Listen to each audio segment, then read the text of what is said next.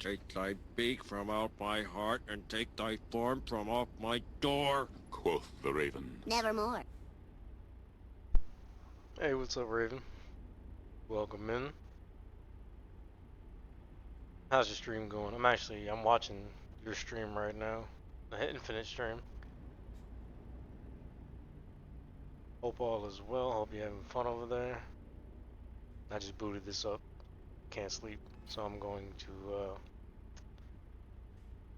play something that's going to make me go to sleep.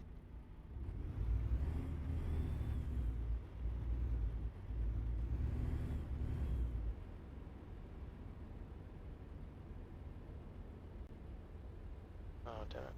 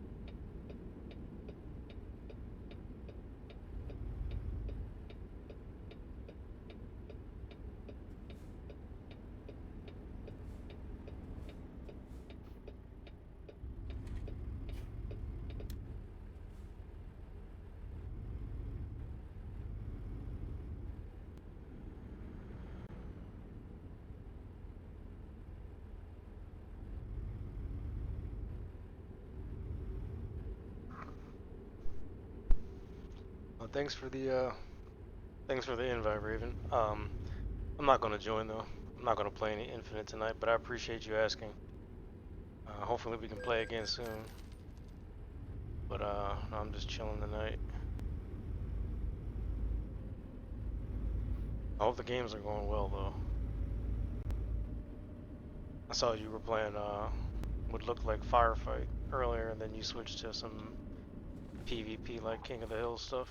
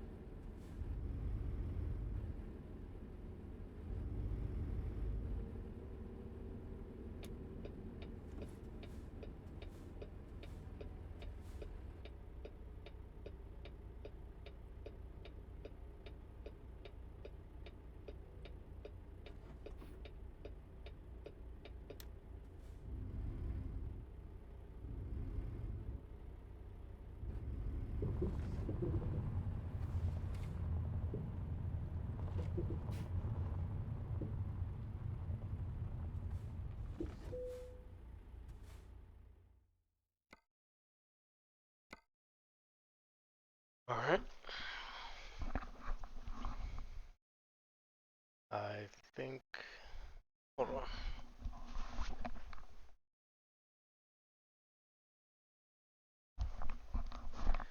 All right.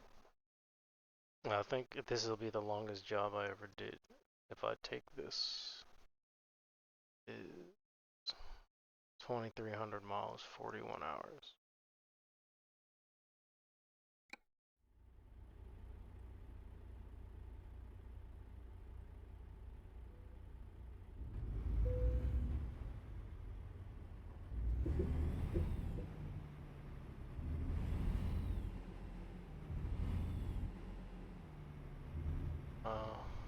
I'll scoop this and then I'm gonna go bathroom and whatnot.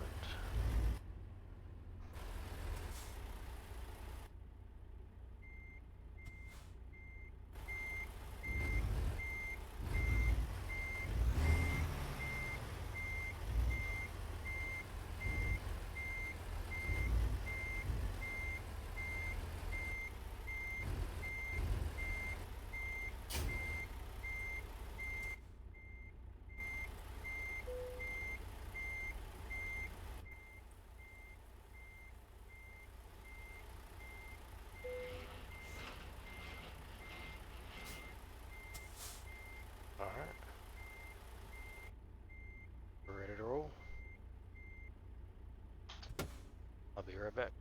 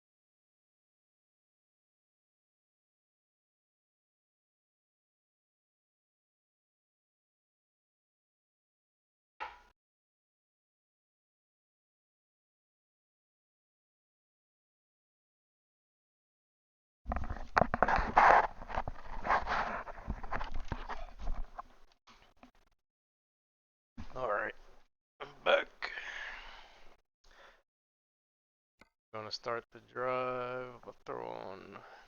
Got some stuff. Different audiobooks. Lovecraft stuff.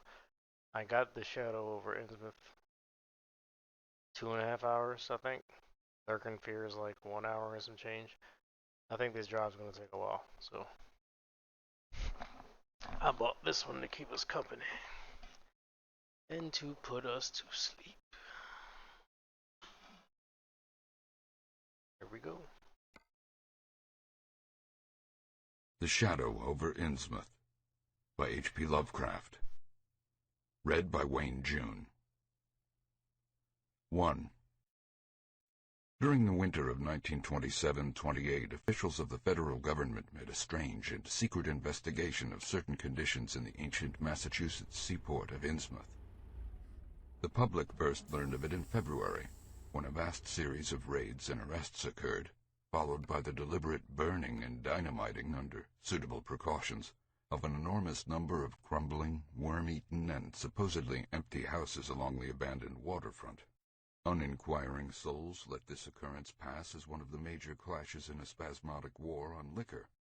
Keener news followers, however, wondered at the prodigious number of arrests, the abnormally large force of men used in making them, and the secrecy surrounding the disposal of the prisoners. No trials or even definite charges were reported, nor were any of the captives seen thereafter in the regular jails of the nation. There were vague statements about We're on the way. disease and concentration Might have camps, to mute my and mic later about because I'm dispersal listening in to various this naval through the and military prisons. speakers, and Nothing I don't want it to positive ever feedback. developed. Innsmouth itself was left almost depopulated, So and I'm it gonna is mute even this. now only beginning to show signs of a sluggishly revived existence.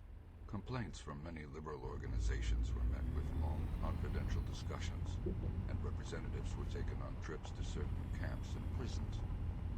As a result, these societies became surprisingly passive and reticent. Newspaper men were harder to manage, but seemed largely to cooperate with the government in the end. Only one paper, a tabloid always discounted because of its wild policy, mentioned the deep-diving submarine that discharged torpedoes downward in the marine abyss just beyond Devil Reef. That item, gathered by chance in a haunt of sailors, seemed indeed rather far-fetched, since the low, black reef lay a full mile and a half out from Innsmouth Harbor. People around the country and in the nearby towns muttered a great deal among themselves, but said very little to the outer world. They had talked about dying in half-deserted Innsmouth for nearly a century, and nothing new could be wilder or more hideous than what they had whispered and hinted at years before. Many things had taught them secretiveness, and there was no need to exert pressure on them. Besides, they really knew little, for wide salt marshes, desolate and unpeopled, kept neighbors off from Innsmouth on the landward side. But at last, I am going to defy the ban on speech about this thing. Results, I am certain, are so thorough that no public harm save a shock of repulsion could ever accrue from a hinting of what was found by those horrified men at Innsmouth. Besides, what was found might possibly have more than one explanation. I do not know just how much of the whole tale has been told even to me, and I have many reasons for not wishing to probe deeper. For my contact with this affair has been closer than that of any other layman, and I have carried away impressions which are yet to drive me to drastic measures. It was I who fled frantically out of Innsmouth in the early morning hours of July 16, 1927, and whose frightened appeals for government inquiry and action brought on the whole reported episode. I was willing enough to stay mute while the affair was fresh and uncertain, but now that it is an old story with public interest and curiosity gone, I have an odd craving to whisper about those few frightful hours in that ill-rumored and evilly shadowed seaport of death and blasphemous abnormality. The mere telling helps me to restore confidence in my own faculties, to reassure myself that I was not the first to succumb to a contagious nightmare hallucination. It helps me, too, in making up my mind regarding a certain terrible step which lies ahead of me. I never heard of Innsmouth till the day before I saw it for the first and, so far, last time. I was celebrating my coming of age by a tour of New England, sightseeing, antiquarian, and genealogical, and had planned to go directly from ancient Newburyport to Arkham, whence my mother's family was derived. I had no car, but was traveling by train, trolley, and motor coach, always seeking the cheapest possible route. In Newburyport, they told me that the steam train was the thing to take to Arkham, and it was only at the station ticket office when I demurred at the high fare that I learned about Innsmouth. The stout, shrewd-faced agent, whose speech showed him to be no local man, seemed sympathetic toward my efforts at economy, and made a suggestion that none of my other informants had offered. "You could take that old bus, I suppose," he said with a certain hesitation, "but it ain't thought much of hereabouts. It goes through Innsmouth. You may have heard about that. And so the people don't like it. Run by an Innsmouth fellow, Joe Sargent. It never gets any custom from here or Arkham either, I guess. Wonder it keeps running at all. I suppose it's cheap enough, but I never seen more than 2 or 3 people in it. Nobody but those Innsmouth folk. Leaves the square in front of Hammond's drugstore at 10 a.m. and 7 p.m. unless they've changed lately. Looks like a terrible rattletrap. I've never been on it." That was the first I ever heard of shadowed Innsmouth. Any reference to a town not shown on common maps or listed in recent guidebooks would have interested me, and the agent's odd manner of allusion roused something like real curiosity. A town able to inspire such dislike in its neighbors, I thought, must be at least rather unusual and worthy of a tourist's attention. If it came before Arkham, I would stop off there, and so I asked the agent to tell me something about it. He was very deliberate, and spoke with an air of feeling slightly superior to what he said. "Innsmouth? Well, it's a queer kind of town down at the mouth of the Monooksett. Used to be almost a city, quite a port before the War of 1812, but all gone to pieces in the last 100 years or so. No railroad now. B&M never went through, and the branch line from Rowley was given up years ago. More empty houses than there are people, I guess, and no business to speak of except fishing and lobstering. Everybody trades mostly either here or in Arkham or Ipswich. Once they had quite a few mills, but nothing's left now except one gold refinery running on the leanest kind of part-time. That refinery, though, used to be a big thing. And old man Marsh, who owns it, must be richer than Croesus. Queer old duck, though, and sticks mighty close in his home. He's supposed to have developed some skin disease or deformity late in life that makes him keep out of sight. Grandson of Captain Obed Marsh, who founded the business. His mother seems to have been some kind of foreigner. They say a South Sea Islander. So everybody raised Cain when he married an Ipswich girl 50 years ago. They always do that about Innsmouth people. And folks here and hereabouts always try to cover up any Innsmouth blood they have in them. But Marsh's children and grandchildren look just like anyone else, as far as I can see. I've had them pointed out to me here. Though, come to think of it, the elder children don't seem to be around lately. Never saw the old man. And why is everybody so down on Innsmouth? Well, young fella, you mustn't take too much stock in what people here say. They're hard to get started, but once they do get started, they never let up. They've been telling things about Innsmouth, whispering them mostly, for the last 100 years, I guess. And I gather they're more scared than anything else.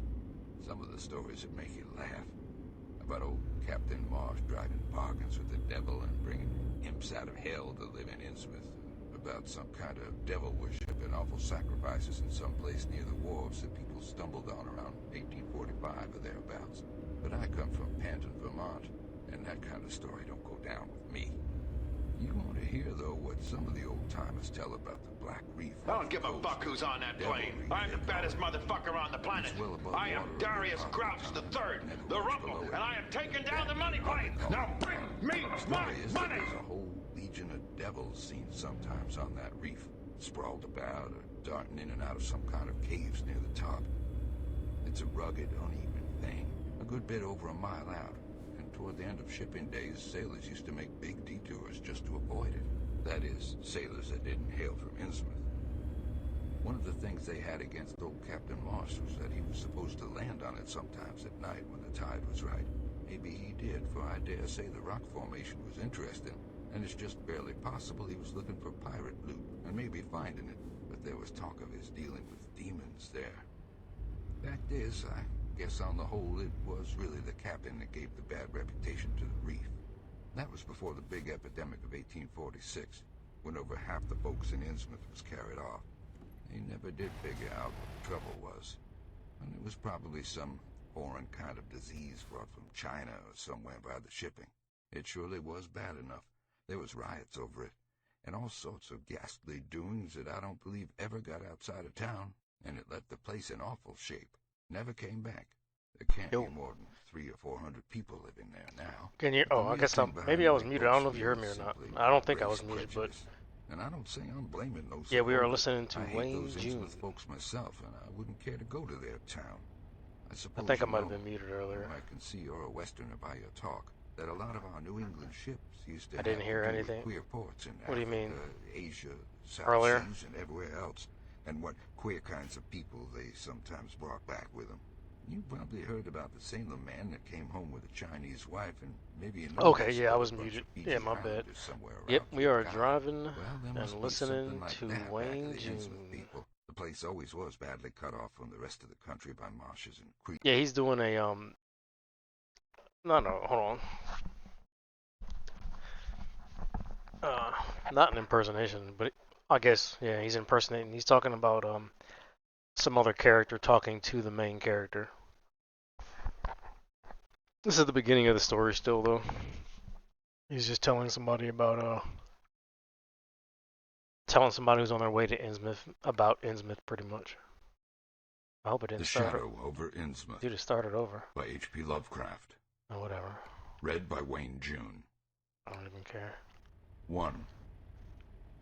During the winter of 1927-28, officials of the federal government I'm gonna mute my mic, staged secret investigations so of it's not certain feeding back. conditions in the Hold ancient on. Massachusetts seaport That's at dope. You Innsmouth. needed all those audiobooks The to public ATS. burst Oh, you added. Yeah, it is dope. February, when a vast series of raids and arrests occurred, followed by the Yeah, I'm gonna have my deliberate mic burning muted and for this, dynamiting but under I'll like exceptional unmute it and mute it to precautions talk. of an enormous number of crumbling, worm-eaten, and supposedly empty houses along the abandoned waterfront. Uninquiring souls let this occurrence pass as one of the major clashes in a spasmodic war on liquor. Keener news followers, however, wondered at the prodigious number of arrests, the abnormally large force of men used in making them, and the secrecy surrounding the disposal of the prisoners. No trials or even definite charges were reported, nor were any of the captives seen thereafter in the regular jails of the nation. There were vague statements about disease and concentration camps, and later about dispersal in various naval and military prisons, but nothing positive ever developed. Innsmouth itself was left almost depopulated, and it is even now only beginning to show signs of a sluggishly revived existence. Complaints from many liberal organizations were met with long, confidential discussions, and representatives were taken on trips to certain camps and prisons. As a result, these societies became surprisingly passive and reticent. Newspaper men were harder to manage, but seemed largely to cooperate with the government in the end. Only one paper, the tabloid always discounted because of its wild policy, mentioned the deep-diving submarine that discharged torpedoes downward in the marine abyss just beyond Devil Reef. That item, gathered by chance in a haunt of sailors, seemed indeed rather far-fetched, since the low, black reef lay a full mile and a half out from Innsmouth Harbor. People around the country and in the nearby towns muttered a great deal among themselves, but said very little to the outer world. They had talked about dying in half-deserted Innsmouth for nearly a century, and nothing new could be wilder or more hideous than what they had whispered and hinted at years before. Many things had taught them secretiveness, and there was no need to exert pressure on them. Besides, they really knew little, for wide salt marshes, desolate and unpeopled, kept neighbors off from Innsmouth on the landward side. But at last, I am going to defy the ban on speech about this thing. Results, I am certain, are so thorough that no public harm save a shock of repulsion could ever accrue from a hinting of what was found by those horrified men at Innsmouth. Besides, what was found might possibly have more than one explanation. I do not know just how much of the whole tale has been told even to me, and I have many reasons for not wishing to probe deeper.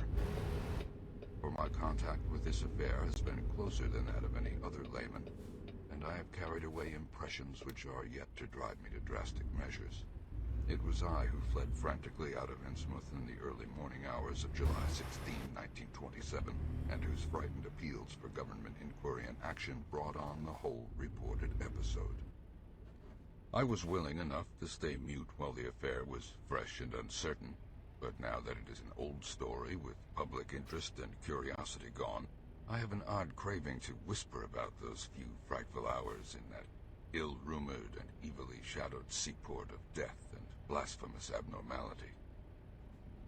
The mere telling helps me to restore confidence in my own faculties, to reassure myself that I was not the first to succumb to a contagious nightmare hallucination. It helps me, too, in making up my mind regarding a certain terrible step which lies ahead of me. I never heard of Innsmouth till the day before I saw it for the first and, so far, last time. I was celebrating my coming of age by a tour of New England, sightseeing, antiquarian, and genealogical, and had planned to go directly from ancient Newburyport to Arkham, whence my mother's family was derived. I had no car, but was traveling by train, trolley, and motor coach, always seeking the cheapest possible route. In Newburyport, they told me that the steam train was the thing to take to Arkham, and it was only at the station ticket office when I demurred at the high fare that I learned about Innsmouth. The stout, shrewd-faced agent, whose speech showed him to be no local man, seemed sympathetic toward my efforts at economy, and made a suggestion that none of my other informants had offered. "You could take that old bus, I suppose," he said with a certain hesitation, "but it ain't thought much of hereabouts. It goes through Innsmouth. You may have heard about that. And so the people don't like it. Run by an Innsmouth fellow, Joe Sargent. It never gets any custom from here or Arkham either, I guess. Wonder it keeps running at all. I suppose it's cheap enough, but I never seen more than 2 or 3 people in it. Nobody but those Innsmouth folk. Leaves the square, front of Hammond's drugstore, at 10 a.m. and 7 p.m. unless they've changed lately. Looks like a terrible rattletrap. I've never been on it." That was the first I ever heard of shadowed Innsmouth. Any reference to a town not shown on common maps or listed in recent guidebooks would have interested me, and the agent's odd manner of allusion roused something like real curiosity. A town able to inspire such dislike in its neighbors, I thought, must be at least rather unusual and worthy of a tourist's attention. If it came before Arkham, I would stop off there, and so I asked the agent to tell me something about it. He was very deliberate, and spoke with an air of feeling slightly superior to what he said. "Innsmouth? Well, it's a queer kind of town down at the mouth of the Monooksett. Used to be almost a city, quite a port before the War of 1812, but all gone to pieces in the last 100 years or so. No railroad now. B&M never went through, and the branch line from Rowley was given up years ago. More empty houses than there are people, I guess, and no business to speak of except fishing and lobstering. Everybody trades mostly either here or in Arkham or Ipswich. Once they had quite a few mills, but nothing's left now except one gold refinery running on the leanest kind of part-time. That refinery, though, used to be a big thing. You An old man never Marsh see owned it it. coming. It sticks mighty close in his home. He's supposed to have developed some skin disease or deformity late in life that makes him keep out of sight. Grandson of Hey, Captain Ren, what's Rupert up? Marsh, Welcome in. who founded the business. His Thanks mother for seems stopping to have by. been some kind of foreigner. They say a South Sea Islander. So everybody raised Cain Hope all when is he married well. an Ipswich girl Uh, 50 years ago.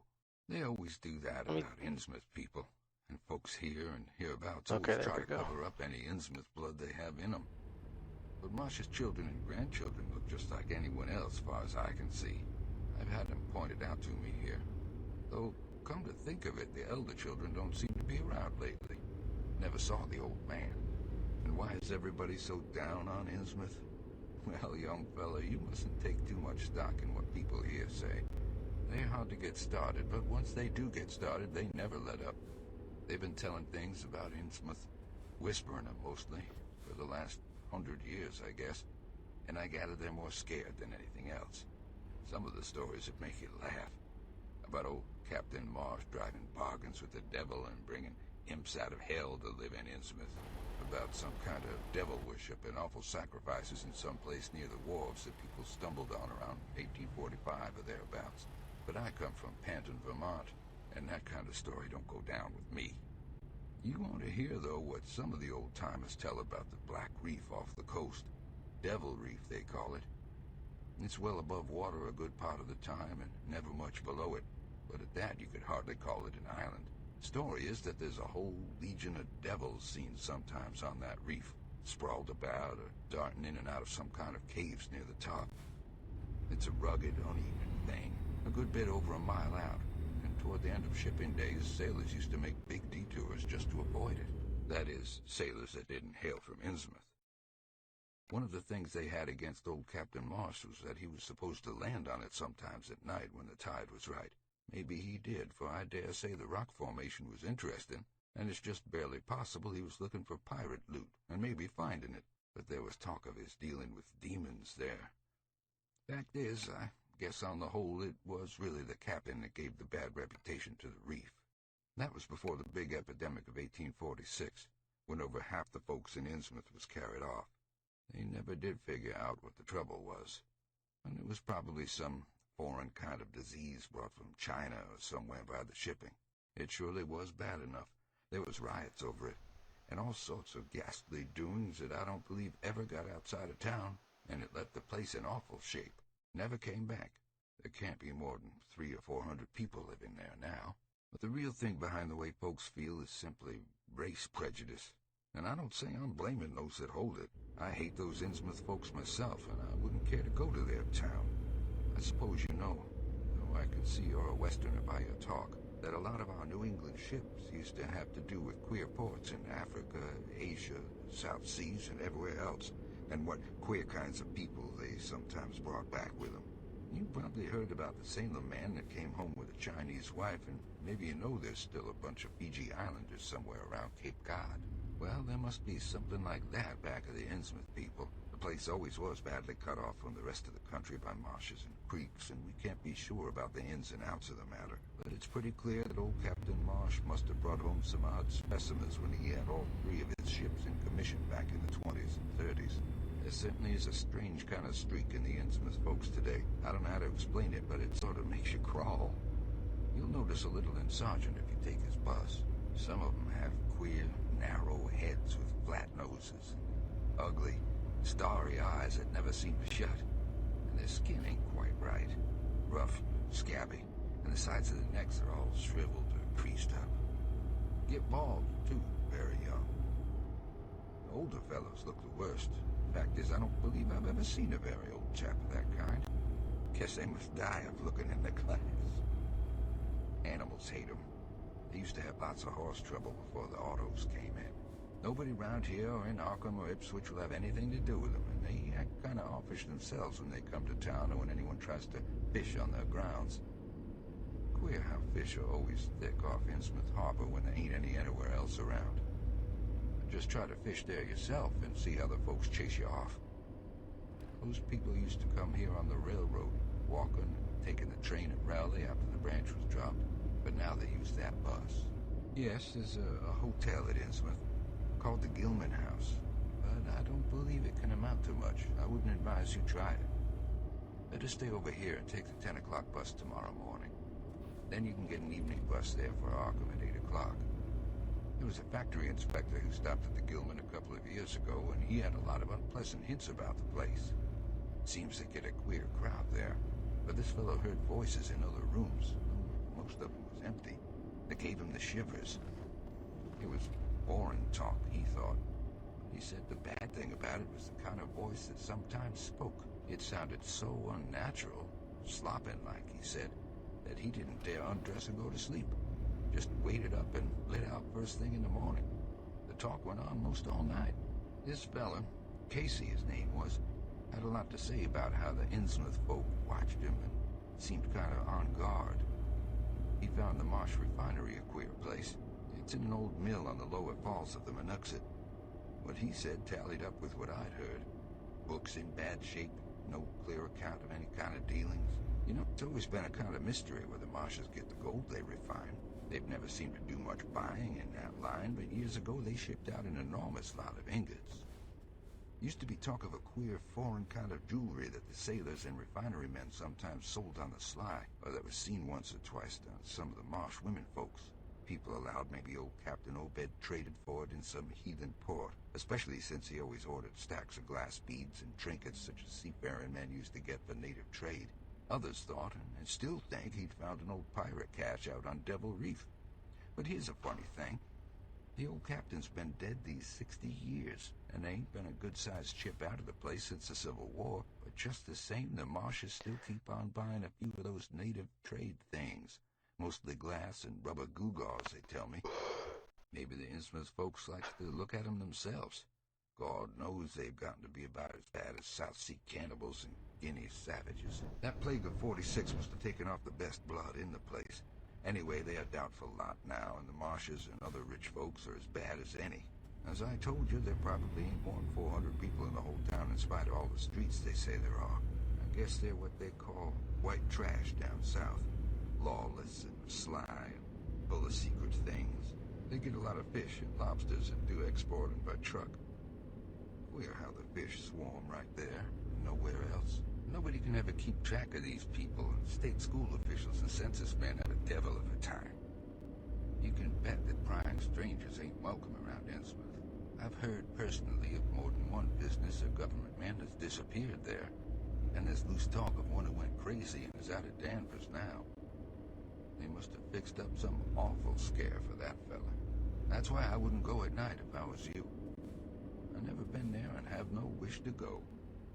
But I guess a daytime trip couldn't hurt you, even though the people hereabouts will advise you not to make it.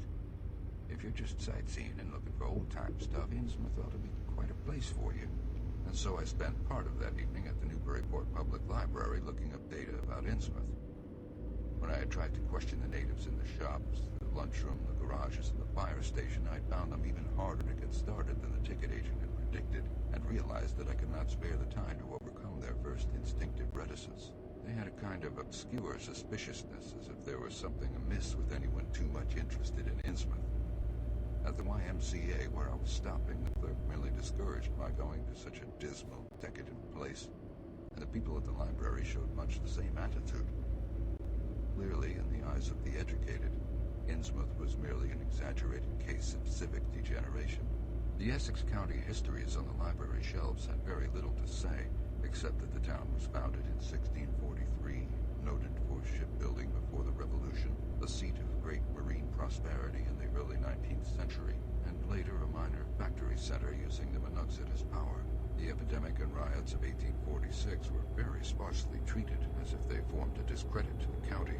References to the decline were few, though the significance of the later record was unmistakable. After the Civil War, all industrial life was confined to the Marsh Refining Company, and the marketing of gold ingots formed the only remaining bit of major commerce aside from the eternal fishing. That fishing paid less and less as the price of the commodity fell and large-scale corporations offered competition. But there was never a dearth of fish around Innsmouth Harbor. Foreigners seldom settled there, and there was some discreetly veiled evidence that a number of Poles and Portuguese who had tried it had been scattered in a peculiarly drastic fashion. Most interesting of all was a glancing reference to the strange jewelry vaguely associated with Innsmouth. It had evidently impressed the whole countryside more than a little. A mention was made of specimens in the Museum of Miskatonic University at Arkham and in the display room of the Newburyport Historical Society.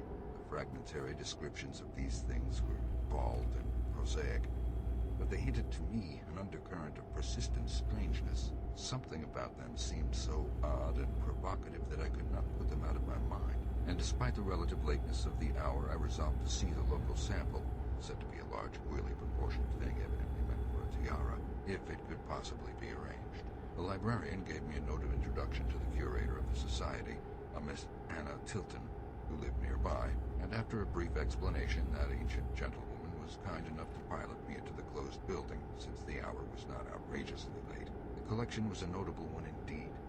In my present mood, I had eyes for nothing but the bizarre object which glistened in a corner cupboard under the electric lights.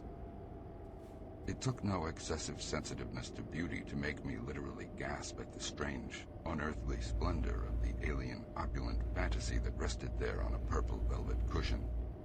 Even now I can hardly describe what I saw, though it was clearly enough a sort of tiara, as the description had said.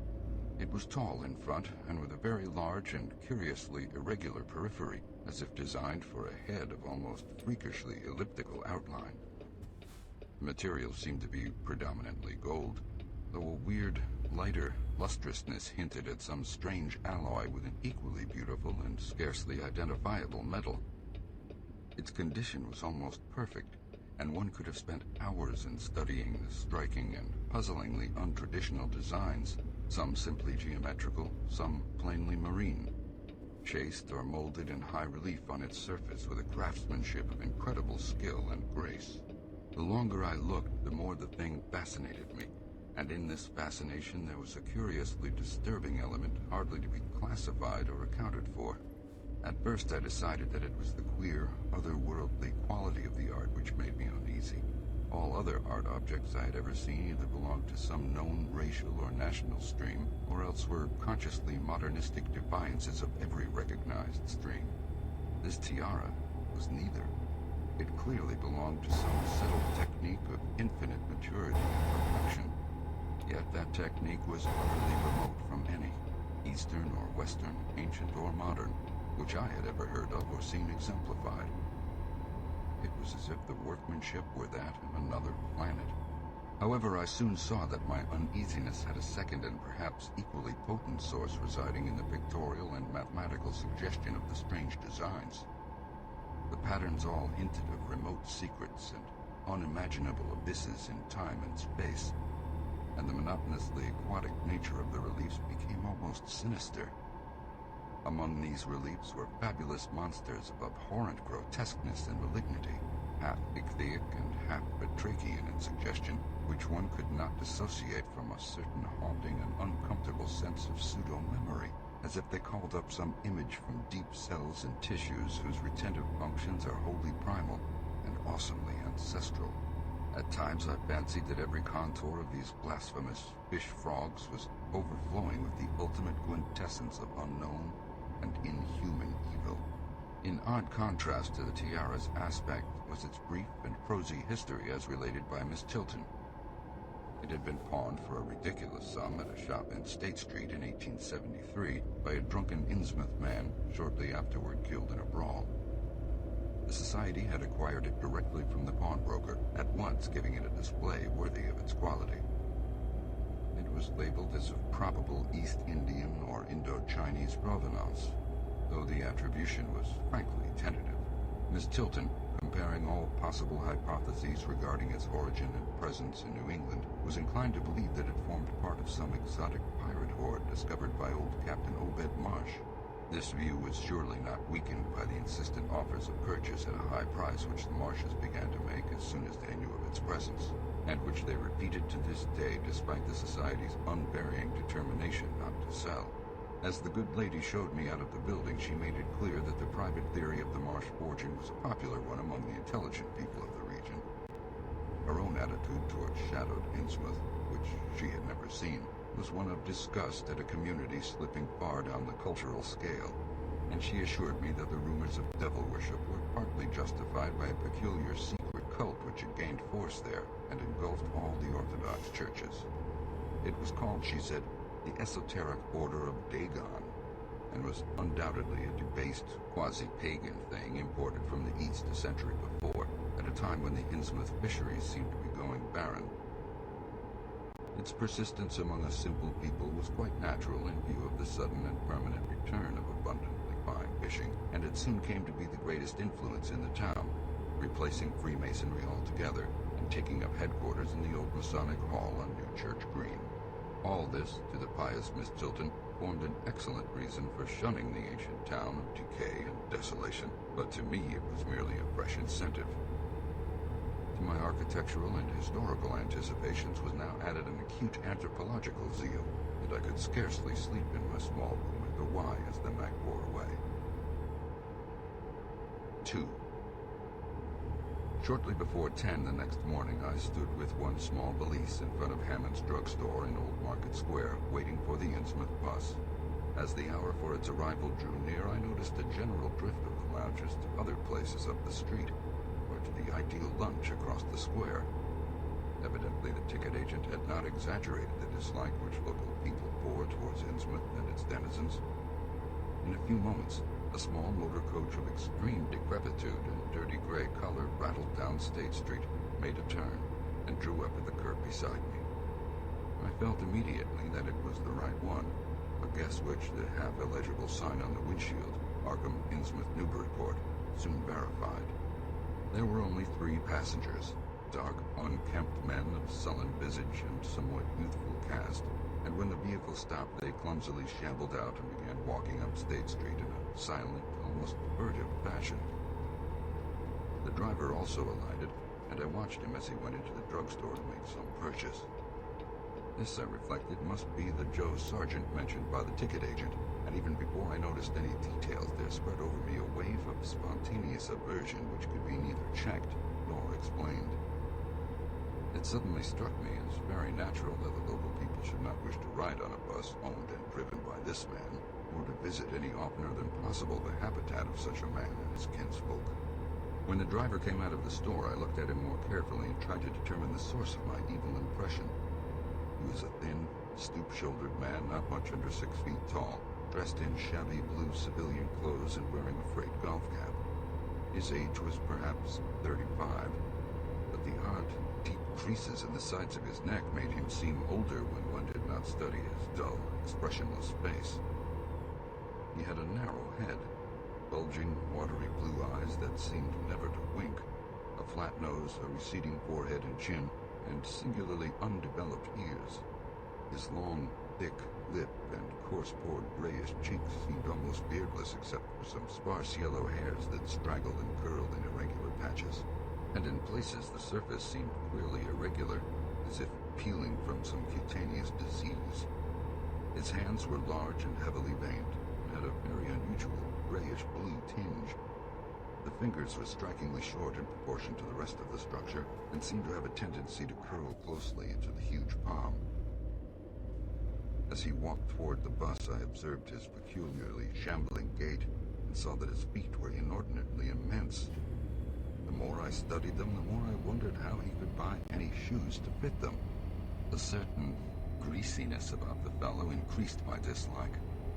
He was evidently given to working or lounging around the fish docks, and carried with him much of their characteristic smell. Just what foreign blood was in him I could not even guess. His oddities certainly did not look Asiatic, Polynesian, Levantine, or Negroid, yet I could see why the people found him alien. I myself would have thought of biological degeneration rather than alienage. I was sorry when I saw there would be no other passengers on the bus. Somehow I did not like the idea of riding alone with this driver. But as leaving time obviously approached, I conquered my qualms and followed the man aboard, extending him a dollar bill and murmuring the single word, Innsmouth. He looked curiously at me for a second as he returned 40 cents change without speaking. I took a seat far behind him, but on the same side of the bus, since I wished to watch the shore during the journey. At length, the decrepit vehicle started with a jerk and rattled noisily past the old brick buildings of State Street amidst a cloud of vapor from the exhaust. Glancing at the people on the sidewalks, I thought I detected in them a curious wish to avoid looking at the bus, or at least a wish to avoid seeming to look at it. Then we turned to the left into High Street, where the going was smoother, flying by stately old mansions of the early Republic and still older colonial farmhouses, passing the Lower Green and Parker River, and finally emerging into a long, monotonous stretch of open shore country. The day was warm and sunny, but the landscape of sand and sedge-grass and stunted shrubbery became more desolate as we proceeded. Out of the window I could see the blue water and the sandy line of Plum Island, and we presently drew very near the beach as our narrow road veered off from the main highway to Rowley and Ipswich. There were no visible houses, and I could tell by the state of the road that traffic was very light hereabouts. Weather-worn telephone poles carried only 2 wires. Now and then we crossed crude wooden bridges over tidal creeks that wound far inland, promoted the general isolation of the region. Once in a while I noticed dead stumps and crumbling foundation walls above the drifting sand, and recalled the old tradition quoted in one of the histories I had read, that this was once a fertile and thickly settled countryside. The change, it was said, came simultaneously with the Innsmouth epidemic of 1846 and was thought by simple folk to have a dark connection with hidden forces of evil. Actually, it was caused by the unwise cutting of woodlands near the shore, which robbed the soil of the best protection and opened the way for waves of wind-blown sand. At last we lost sight of Plum Island and saw the vast expanse of the open Atlantic on our left. Our narrow course began to climb steeply, and I felt a singular sense of disquiet in looking at the lonely crest ahead where the rutted roadway met the sky. It was as if the bus were about to keep on in its ascent, leaving the sane earth altogether and merging with the unknown arcana of upper air and cryptical sky. The smell of the sea took on ominous implications, and the silent driver's bent, rigid back and narrow head became more and more hateful. As I looked at him, I saw the back of his head was almost as hairless as his face, having only a few straggling yellow strands upon a gray, scabrous surface. Then we reached the crest and beheld the outspread valley beyond, where the Monoxet joins the sea just north of the long line of cliffs that culminate in Kingsport Head and veer off toward Cape Ann. On the far misty horizon, I could just make out the dizzy profile of the head, topped by the clear, ancient house of which so many legends had told. But for the moment, all my attention was captured by the nearer panorama just below me. I had, I realized, come face to face with rumor-shadowed Innsmouth. It was a town of wide extent and dense construction, yet one with a portentous dearth of visible light. From the tangle of chimney pots, scarcely a wisp of smoke came, and the three tall steeples loomed stark and unpainted against the seaward horizon. One of them was crumbling down at the top, and in that and another there were only black, gaping holes where clock dials should have been.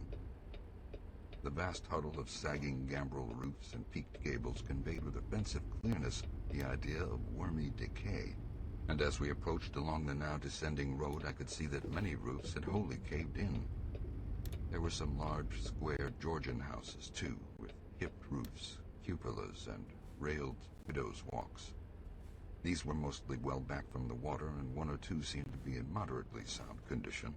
Stretching inland from among them, I saw the rusted, grass-grown line of the abandoned railway, with leaning telegraph poles now devoid of wires, and the half-obscured lines of the old carriage roads to Rowley and Ipswich. The decay was worst close to the waterfront, though in its very midst I could spy the white belfry of a well-preserved brick structure which looked like a small factory. The harbor, long clogged with sand, was enclosed by an ancient stone breakwater, on which I could begin to discern the minute forms of a few seated fishermen, and at whose end were what looked like the foundations of a bygone lighthouse. A sandy tongue had formed inside this barrier, and upon it I saw a few decrepit cabins, moored dories, and scattered lobster pots. The only deep water seemed to be where the river poured out past the belfried structure and turned southward to join the ocean at the breakwater's end. Here and there the ruins of wharves jutted out from the shore to end in indeterminate rottenness, those farthest south seeming the most decayed, and far out at sea, despite a high tide, I glimpsed a long black line scarcely rising above the water, yet carrying a suggestion of odd, latent malignancy. This, I knew, must be Devil Reef. As I looked, a subtle, curious sense of beckoning seemed superadded to the grim repulsion, and, oddly enough, I found this overtone more disturbing than the primary impression. We met no one on the road, but presently began to pass deserted farms in varying stages of ruin. Then I noticed a few inhabited houses with rags stuffed in the broken windows and shells and dead fish lying about the littered yards. Once or twice I saw listless-looking people working in barren gardens or digging clams on the fishy-smelling beach below, and groups of dirty, simian-visaged children playing around weed-grown doorsteps. Somehow these people seemed more disquieting than the dismal buildings, for almost every one had certain peculiarities of face and emotions which I instinctively disliked, without being able to define or comprehend them. For a second I thought this typical physique suggested some picture I had seen, perhaps in a book, under circumstances of particular horror or melancholy. But this pseudo-recollection passed very quickly. As the bus reached a lower level, I began to catch the steady note of a waterfall through the unnatural stillness. The leaning, unpainted houses grew thicker, lined both sides of the road, and displayed more urban tendencies than did those we were leaving behind. The panorama ahead had contracted to a street scene, and in spots I could see where a cobblestone pavement and stretches of brick sidewalk had formerly existed. All the houses were apparently deserted, and there were occasional gaps where tumble-down chimneys and cellar walls told of buildings that had collapsed. Pervading everything was the most nauseous, fishy odor imaginable. Soon cross streets and junctions began to appear, those on the left leading to shoreward realms of unpaved squalor and decay, while those on the right showed vistas of departed grandeur. So far I had seen no people in the town, but there now came signs of a sparse habitation, curtained windows here and there, and an occasional battered motor car at the curb. Pavement and sidewalks were increasingly well-defined, and though most of the houses were quite old, wood and brick structures of the early 19th century, they were obviously kept fit for habitation. As an amateur antiquarian, I almost lost my olfactory disgust and my feeling of menace and repulsion amidst this rich, unaltered survival from the past. But I was not to reach my destination without one very strong impression of poignantly disagreeable quality. The bus had come to a sort of open concourse or radial point with churches on two sides, and the bedraggled remains of a circular green in the center, and I was looking at a large pillared hall on the right-hand junction ahead. Thanks for the The hydrate rating. structure's once white paint Appreciate was it. now gray and peeling, I'm going to get on and the that right black now. and gold sign on the pediment was so faded that I could only with difficulty make out the words, Esoteric Order of Dagon. This, then, was the former Masonic hall now given over to a degraded cult.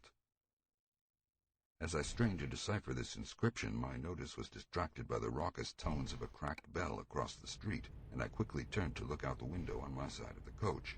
The sound came from a squat stone church of manifestly later date than most of the houses, built in a clumsy Gothic fashion and having a disproportionately high basement with shuttered windows. Though the hands of its clock were missing on the side I glimpsed, I knew that those hoarse strokes were tolling the hour of 11. Then suddenly all thoughts of time were blotted out by an onrushing image of sharp intensity and unaccountable horror which had seized me before I knew what it really was. The door of the church basement was open, revealing a rectangle of blackness inside, and as I looked, a certain object crossed or seemed to cross that dark rectangle, burning into my brain a momentary conception of nightmare which was all the more maddening because analysis could not show a single nightmarish quality in it. It was a living object, the first except the driver that I had seen since entering the compact part of the town, and had I been in a steadier mood, I would have found nothing whatever of terror in it.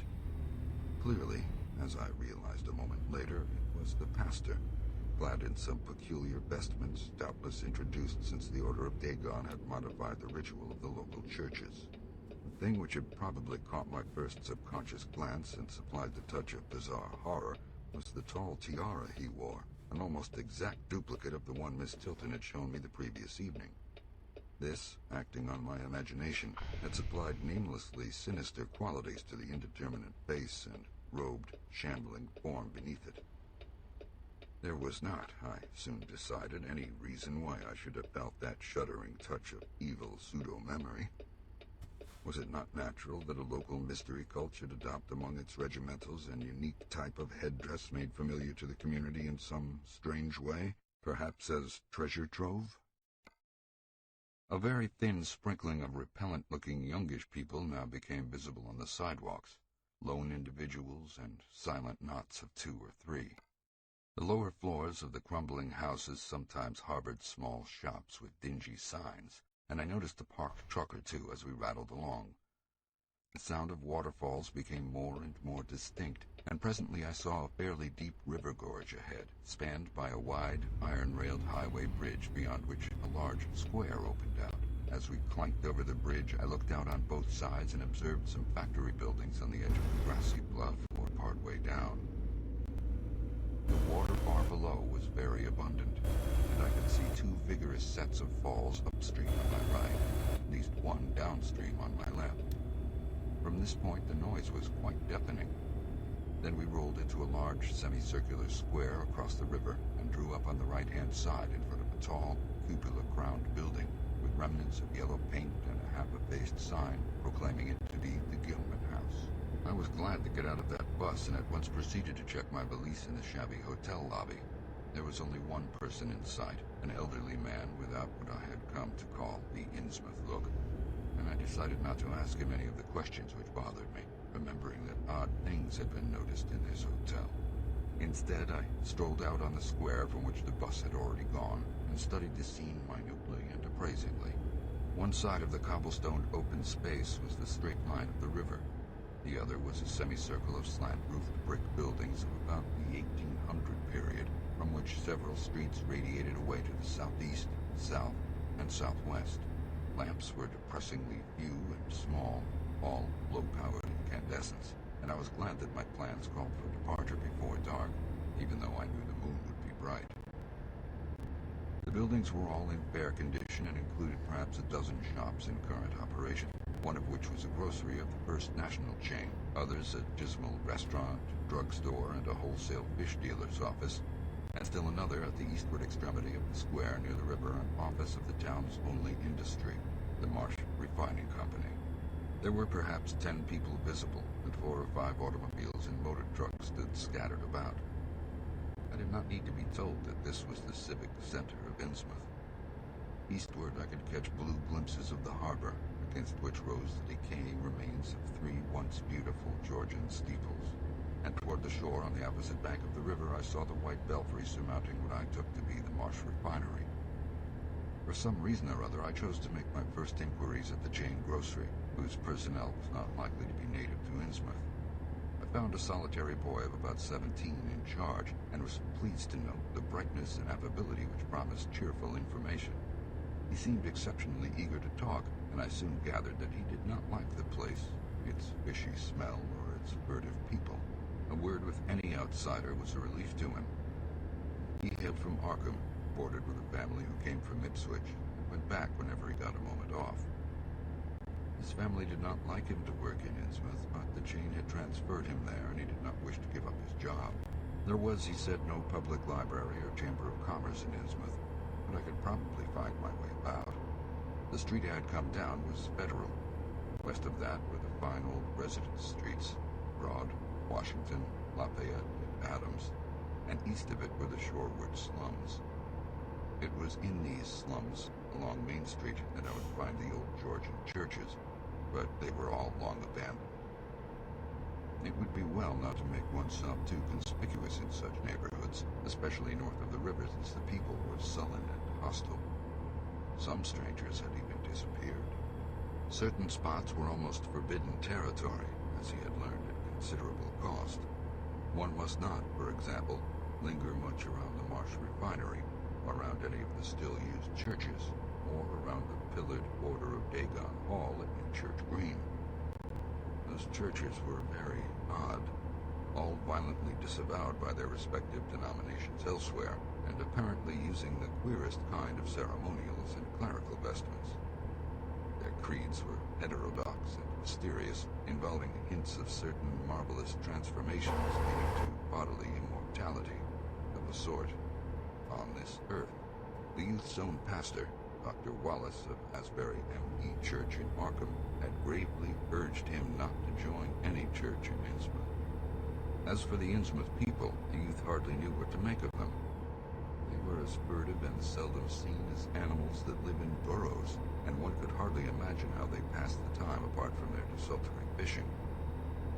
Perhaps, judging from the quantities of bootleg liquor they consumed, they lay for most of the daylight hours in an alcoholic stupor.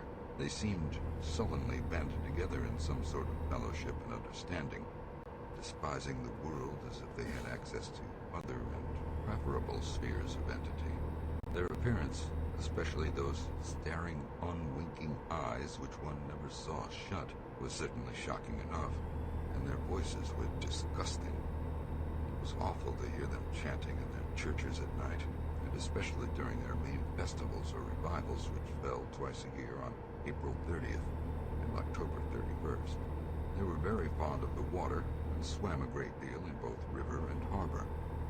Swimming races out to Devil Reef were very common, and everyone in sight seemed well able to share in this arduous sport. one came to think of it, it was generally only rather young people who were seen about in public, and of these, the oldest were apt to be the most tainted-looking. When exceptions did occur, they were mostly persons with no trace of aberrancy, like the old clerk at the hotel. One wondered what became of the bulk of the older folk, and whether the Innsmouth look were not a strange and insidious disease phenomenon which increased its hold as years advanced. Only a very rare affliction, of course, could bring about such vast and radical anatomical changes in a single individual after maturity, changes invoking osseous factors as basic as the shape of the skull. But then even this aspect was no more baffling and unheard of than the visible features of the malady as a whole. It would be hard, the youth implied, to form any real conclusions regarding such a matter, since one never came to know the natives personally, no matter how long one might live in Innsmouth. The youth was certain that many specimens, even worse than the worst visible ones, were kept locked indoors in some places. People sometimes heard the queerest kind of sounds. The tottering waterfront hovels north of the river were reputedly connected by hidden tunnels, being thus a veritable warren of unseen abnormalities. What kind of foreign blood, if any, these beings had, it was impossible to tell. They sometimes kept certain especially repulsive characters out of sight when government and others from the outside world came to town. It would be of no use, my informant said, to ask the natives anything about the place. The only one who would talk was a very aged but normal-looking man who lived at the poorhouse on the north rim of the town and spent his time walking about or lounging around the fire station. This hoary character, Zadok Allen, was 96 years old and somewhat touched in the head, besides being the town drunkard. He was a strange, furtive creature who constantly looked over his shoulder as if afraid of something, and when sober could not be persuaded to talk at all with strangers. He was, however, unable to resist 10-4, this any is offer Darth of his Malgus favorite trucker. We're poison, driving and down the once highway drunk would delivering furnish the most Maximus and astonishing Maximus fragments of whispered accessories. reminiscence. What's up, Rin? After all, though, little useful Yeah, data that's could what be we're up gained to. from him, since his stories were We're all making a insane delivery. and complete hints of impossible I actually don't know marvels what it and is. I think horrors it's like which a could mobile have home no or something. source save in his own We're disordered taking it from fancy. almost Canada Nobody ever believed him. down to almost But the natives Mexico. did not So like from him the border of figuring he Canada and the talked with US and strangers, and it Montana was not always safe to be down seen to the questioning him. border of It was Mexico and probably from Texas. him that some of the wildest popular whispers and delusions were derived. Several non-native residents had reported monstrous glimpses from time to time, but between old Zadok's tales and the malformed inhabitants, it was no wonder such illusions were current. None of the non-natives ever stayed out late at night, there being a widespread impression that it was not wise to do so. Besides, the streets were loathsomely dark. As for business, the abundance of fish was certainly almost uncanny, but the natives were taking less and less advantage of it. Moreover, prices were falling and competition was growing. Of course, the town's real business was the refinery, whose commercial office was on the square only a few doors east of where we stood. Old Man Marsh was never seen, but sometimes went to the works in a closed, curtained car. There were all sorts of rumors about how Marsh had come to look. He had once been a great dandy, and people said he still wore the frock-coated finery of the Edwardian age, curiously adapted to certain deformities. His son had formerly conducted the office in the square, but latterly they had been keeping out of sight a good deal and leaving the brunt of affairs to the younger generation. The sons and their sisters had come to look very queer, especially the elder ones, and it was said their health was failing. One of the Marsh daughters was a repellent, reptilian-looking woman who wore an excess of weird jewelry clearly of the same exotic tradition as that to which the strange tiara belonged. My informant had noticed it many times and had heard it spoken of as coming from some secret horde, either of pirates or of demons. The clergymen, or priests, or whatever they were called nowadays, also wore this kind of ornament as a headdress, but one seldom caught glimpses of them. Other specimens the youth had not seen, though many were rumored to exist around Innsmouth. The Marshes, together with the other three gently bred families of the town, the Waits, the Gilmans, and the Elliots, were all very retiring. They lived in immense houses along Washington Street, and several were reputed to harbor in concealment certain living kinsfolk whose personal aspect forbade public view, and whose deaths had been reported and recorded. Warning me that many of the street signs were down, the youth drew for my benefit a rough but ample and painstaking sketch map of the town's salient features. After a moment's study, I felt sure that it would be of great help, and pocketed it with profuse thanks. Disliking the dinginess of the single restaurant I had seen, I bought a fair supply of cheese crackers and ginger wafers to serve as a lunch later on. My program, I decided, would be to thread the principal streets, talk with any non-natives I might encounter, and catch the 8 o'clock coach for Arkham. The town, I could see, formed a significant and exaggerated example of communal decay. But being no sociologist, I would limit my serious observations to the field of architecture. Thus I began my systematic, though half-bewildered tour of Innsmouth's narrow, shadow-blighted ways. Crossing the bridge and turning toward the roar of the lower falls, I passed close to the Marsh refinery, which seemed to be oddly free from the noise of industry. The building stood on the steep river bluff near a bridge and an open confluence of streets which I took to be the earliest civic center, displaced after the revolution by the present town square. Recrossing the gorge on the Main Street Bridge, I struck a region of utter desertion which somehow made me shudder. Collapsing huddles of gambrel roofs formed a jagged and fantastic skyline, above which rose the ghoulish, decapitated steeple of an ancient church. Some houses along Main Street were tenanted, but most were tightly boarded up. Down unpaved side streets, I saw the black, gaping windows of deserted hovels, many of which leaned at perilous and incredible angles through the sinking of part of the foundations. Those windows stared so spectrally that it took courage to turn eastward toward the waterfront. Certainly the terror of a deserted house swells in geometrical rather than arithmetical progression as houses multiply to form a city of stark desolation. The sight of such endless avenues of fishy-eyed vacancy and death, and the thought of such linked infinities of black, brooding compartments given over to cobwebs and memories and the conqueror worm, start up vestigial fears and aversions that not even the stoutest philosophy can disperse. Fish Street was as deserted as Main, though it differed in having many brick and stone warehouses still in excellent shape. Water Street was almost its duplicate, save that there were great seaward gaps where wharves had been. Not a living thing did I see except for the scattered fishermen on the distant breakwater, and not a sound did I hear save the lapping of the harbor tides and the roar of the falls in Monuxet.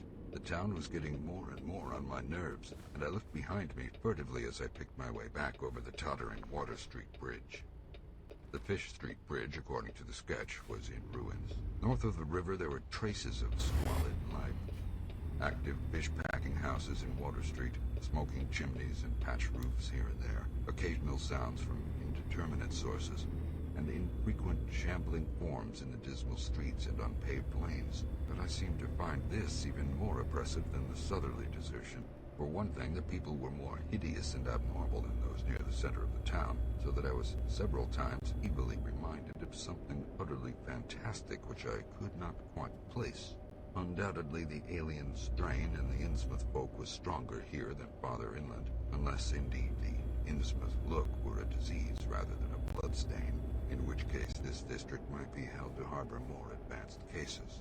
One detail that annoyed me was the distribution of the few faint sounds I heard. They ought naturally to have come wholly from the visibly inhabited houses, yet in reality were often strongest inside the most rigidly boarded-up facades. There were creakings, scurryings, and hoarse, doubtful noises, and I thought uncomfortably about the hidden tunnels suggested by the grocery boy. Suddenly I found myself wondering what the voices of those denizens would be like. I had heard no speech so far in this quarter and was unaccountably anxious not to do so. Pausing only long enough to look at two fine but ruinous old churches at Main and Church Streets, I hastened out of that vile waterfront slum. My next logical goal was New Church Green, but somehow or other I could not bear to repass the church in whose basement I glimpsed the inexplicably frightening form of that strangely diademed priest or pastor. Besides, the grocery youth had told me that churches, as well as the Order of Dagon Hall, were not advisable neighborhoods for strangers. Accordingly, I kept north along Main to Martin, then turning inland, crossing Federal Street safely north of the Green, and entering the decayed patrician neighborhood of northern Broad, Washington, Lafayette, and Adams streets. Though these stately old avenues were ill-surfaced and unkempt, their elm-shaded dignity had not entirely departed.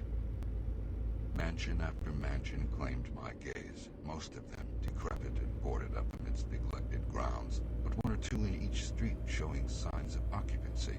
In Washington Street there was a row of 4 or 5 in excellent repair, and with finely tended lawns and gardens. The most sumptuous of these, with wide terraced parterres extending back the whole way to Lafayette Street, I took to be the home of Old Man Marsh, the afflicted refinery owner. In all these streets no living thing was visible, and I wondered at the complete absence of cats and dogs from Innsmouth. Another thing which puzzled and disturbed me, even in some of the best-preserved mansions, was the tightly shuttered condition of many third-story and attic windows. Furtiveness and secretiveness seemed universal in this hushed city of alienage and death, and I could not escape the sensation of being watched from ambush on every hand by sly, staring eyes that never shut. I shivered as the cracked stroke of 3 sounded from a belfry on my left. Too well did I recall the squat church from which those notes came. Following Washington Street toward the river, I now paced a new zone of former industry and commerce, noting the ruins of a factory ahead and seeing others with the traces of an old railway station and covered railway bridge beyond, up the gorge on my right. The uncertain bridge now before me was posted with a warning sign, but I took the risk and crossed again to the south bank where traces of life reappeared. Furtive, shambling creatures stared cryptically in my direction, and the more normal faces eyed me coldly and curiously. Innsmouth was rapidly becoming intolerable, and I turned down Payne Street toward the square in the hope of getting some vehicle to take me to Arkham before the still distant starting time of that sinister bus. It was then that I saw the tumble-down fire station on my left and noticed the red-faced, bushy-bearded, watery-eyed old man in nondescript rags who sat on a bench in front of it talking with a pair of unkempt but not abnormal-looking firemen. This, of course, must be Zadok Allen, the half-crazed, liquorish nonagenarian whose tales of old Innsmouth in its shadow were so hideous and incredible. 3. It must have been some imp of the perverse, or some sardonic pull from dark, hidden sources, which made me change my plans as I did. I had long before resolved to limit my observations to architecture alone, and I was even then hurrying toward the square in an effort to get quick transportation out of this festering city of death and decay. But the sight of old Zadok Allen set up new currents in my mind and made me slacken my pace uncertainly. I had been assured that the old man could do nothing but hint at wild, disjointed, and incredible legends, and I had been warned that the natives made it unsafe to be seen talking with him. Yet the thought of this aged witness to the town's decay, with memories going back to the early days of ships and factories, was a lure that no amount of reason could make me resist. After all, the strangest and maddest of myths are often merely symbols or allegories based upon truth, and old Zadok must have seen everything which went on around Innsmouth for the last 90 years. Curiosity flared up beyond sense and caution, and in my youthful egotism I fancied I might be able to sift the nucleus of real history from the confused, extravagant outpouring I would probably extract with the aid of raw whiskey. I knew that I could not accost him then and there, for the firemen would surely notice and object. Instead, I reflected I would prepare by getting some bootleg liquor at a place where the grocery boy had told me it was plentiful. Then I would loaf near the fire station in apparent casualness and fall in with old Zadok after he had started on one of his frequent rambles. The youth had said that he was very restless, seldom sitting around the station for more than an hour or two at a time. A quart bottle of whiskey was easily, though not cheaply, obtained in the rear of a dingy variety store just off the square in Elliott Street.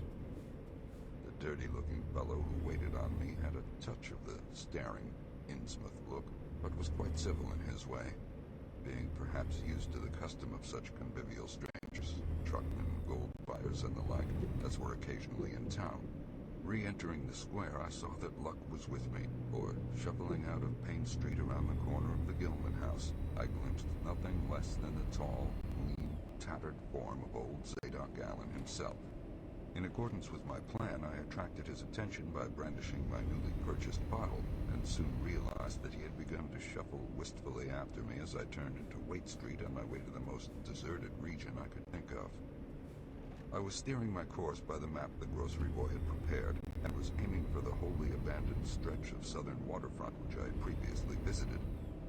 The only people in sight there had been the fishermen on the distant breakwater, and by going a few squares south I could get beyond the range of these, finding a pair of seats on some abandoned wharf and being free to question old Zadok unobserved for an indefinite time. Before I reached Main Street I could hear a faint and wheezy, "Hey, mister," behind me, and I presently allowed the old man to catch up and take copious pulls from the quart bottle. I began putting out feelers as we walked amidst the omnipresent desolation and crazily tilted ruins, but found that the aged tongue did not loosen as quickly as I had expected. At length I saw a grass-grown opening toward the sea between crumbling brick walls, with the weedy length of an earth and masonry wharf projecting beyond. Piles of moss-covered stones near the water promised tolerable seats, and the scene was sheltered from all possible view by a ruined warehouse on the north. Here, I thought, was the ideal place for a long, secret colloquy. So I guided my companion down the lane and picked out spots to sit in among the mossy stones. The air of death and desertion was ghoulish, and the smell of fish almost insufferable, but I was resolved to let nothing deter me. About 4 hours remained for conversation if I were to catch the 8 o'clock coach for Arkham, and I began to dole out more liquor to the ancient tippler, meanwhile eating my own frugal lunch. In my donations I was careful not to overshoot the mark, for I did not wish Zadok's vinous garrulousness to pass into a stupor. After an hour his furtive taciturnity showed signs of disappearing, but much to my disappointment he still sidetracked my questions about Innsmouth and its shadow-haunted past. He would babble of current topics, revealing a wide acquaintance with newspapers and a great tendency to philosophize in a sententious village fashion. Toward the end of the second hour I feared my quart of whiskey would not be enough to produce results, and was wondering whether I had better leave old Zadok and go back for more. Just then, however, chance made the opening which my questions had been unable to make, and the wheezing ancient's rambling took a turn that caused me to lean forward and listen alertly. My back was toward the fishy-smelling sea, but he was facing it, and something or other had caused his wandering gaze to light on a low, distant line of Devil Reef, then showing plainly and almost fascinatingly above the waves. The sight seemed to displease him, for he began a series of weak curses which ended in a confidential whisper and a knowing leer. He bent toward me, took hold of my coat lapel, and hissed out some hints that could not be mistaken. "There's where it all begun. That cussed place of all wickedness where the deep water starts. Gate of hell. Sheer drop down to a bottom no sounding line can touch. Old Captain Obed done it. Him that found out more was good for him in the South Sea Islands.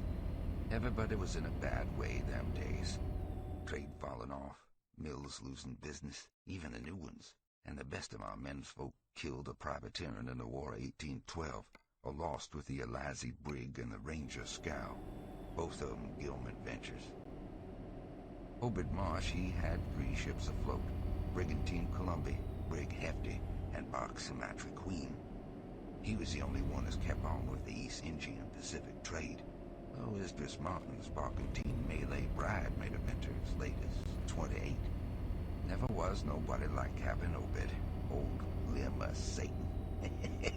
I can mind him a-telling about foreign parts, and calling all the folks stupid for going to Christian meeting and bearing their burdens meek and lowly. Says they ought to get better gods, like some of the folks in the Injies. Gods that bring them good fishing in return for their sacrifices, and it really answer folks' prayers. Matt Elliott, his first mate, talked a lot too. Hey, what's going on, Chef Lane? Thanks for the raid, I appreciate it. Told about an island east of Othay. Welcome in, everybody. There was a lot of stone Just ruins older than anybody knew anything about. sitting here playing some American Truck Simulator, but with carbons listening to some audiobooks. Got a long drive I'm trying to make. There was a little I want to make volcanic sure. island. too, where Okay. those other ruins was different carving. I said I'm good. How Ruins you? of a I'm good too. I warway can't that had complain. been under the I'm, sea once. chilling, There playing were something pictures that of awful hopefully will monsters make me all go to over sleep 'em. because I'm like Well, restless, sir, Matt, he But says the natives around there besides had that, all I'm the doing fish good. they could Hope catch, you're good. and Hope your sported stream was good. What were you bracelets and playing? armlets and head rigs made out of some queer kind of gold and covered with pictures of monsters just like the ones carved over the ruins on the little island. Sort of fish-like Hey Raven, frogs, what's or up? frog-like fishes that was drawn in all kinds of Thanks positions for like hanging they out. was human beings. Nobody could get out of them while they got all the stuff. And all the other natives wondered how they managed to find fish so ready when the very next island had pickings. Hey Got to Prompto, working what's too, up? What's up? and so did Captain Obed. I Obed, played he Days Gone. notices Okay, that's that besides that lots of zombie the game. handsome young folks had Okay, I dropped hope it out of was good. sight for good I from never year played it to before, year, but and that they weren't I do many like old stuff like folks that. around. I play Left 4 Dead Also, and he stuff thinks like some of that the every now folks and then. looked dimmed queer, even for Kanakys. It took Oh, Obed to excuse get the me. truth out of them heathens It's great. about Yeah, how okay, it I'll was done. But he take your begun by suggestion. I'll trading try for it the one of these gold-like days. things they wore, asked them where they come from, and if they could get more. And finally wormed the story out of the old chief, Wallachia they called him. Nobody but Obed had ever believed the old yellow devil, that the captain could read folks like they was books. Nobody never believes me now when I tell them, and I don't suppose you will, So young far, it's a fella. long game. Okay, Though, come to that's look probably at a you, good thing your for a head's zombie kinda game. got them Well, for me sharp anyway. reading eyes like Obed had. Whatever, in. The old man's whisper grew fainter, and I found myself shuddering at the terrible and sincere portentousness of his intonation, even though I knew his tale to be nothing but drunken fantasy. Well, sir, Obed, he learned that there's things on this earth as most folks never heard about, and wouldn't believe if they did hear. It seems these Kanakys was sacrificing heaps of their young men and maidens to some kind of god things that lived under the sea, and getting all kinds of favor in return. They met the things on the little islet with the queer ruins, and it seems them awful pictures of frog fish monsters were supposed to be pictures of these things. Maybe they was the kind of critters that's got all the mermaid stories and such started. They had all kinds of cities on the sea bottom, and this island was heaved up from there.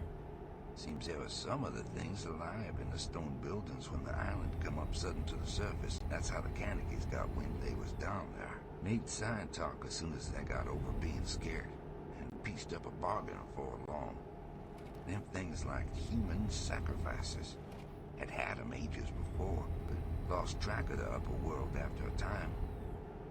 What they done to the victims, it ain't for me to say, and I guess Obed wasn't none too sharp about asking.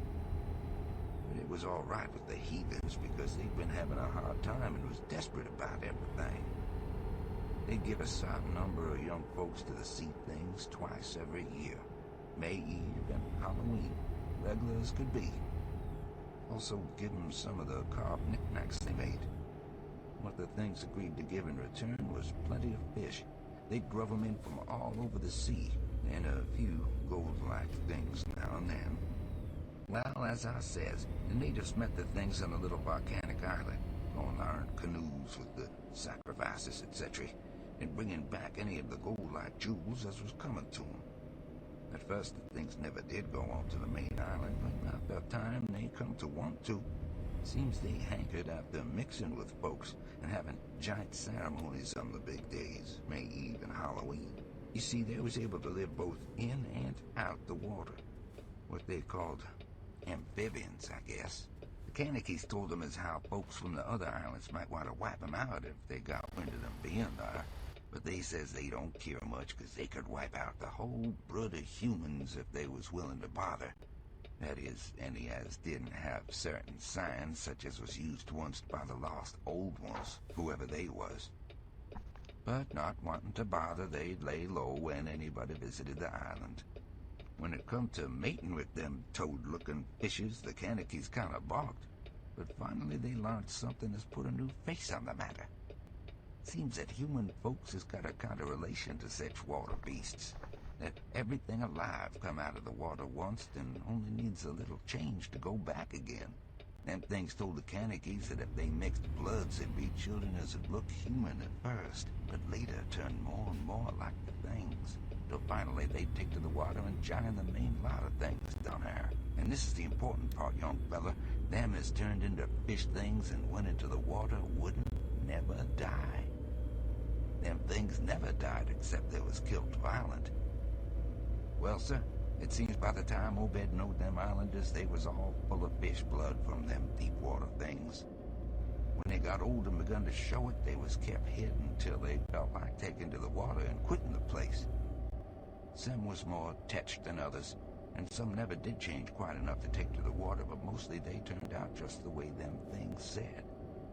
Them as was born more like the things changed early, but them as was nearly human sometimes stayed on the island till they was past 70, though they'd usually go down under for trial trips afore that.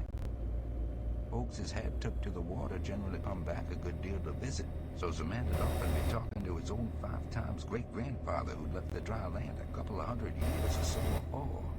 Everybody got out of the idea of dying, except in canoe wars with other islanders or as sacrifices to the sea gods down below, or from snake bite or plague or sharp galloping ailments or something before they could take to the water.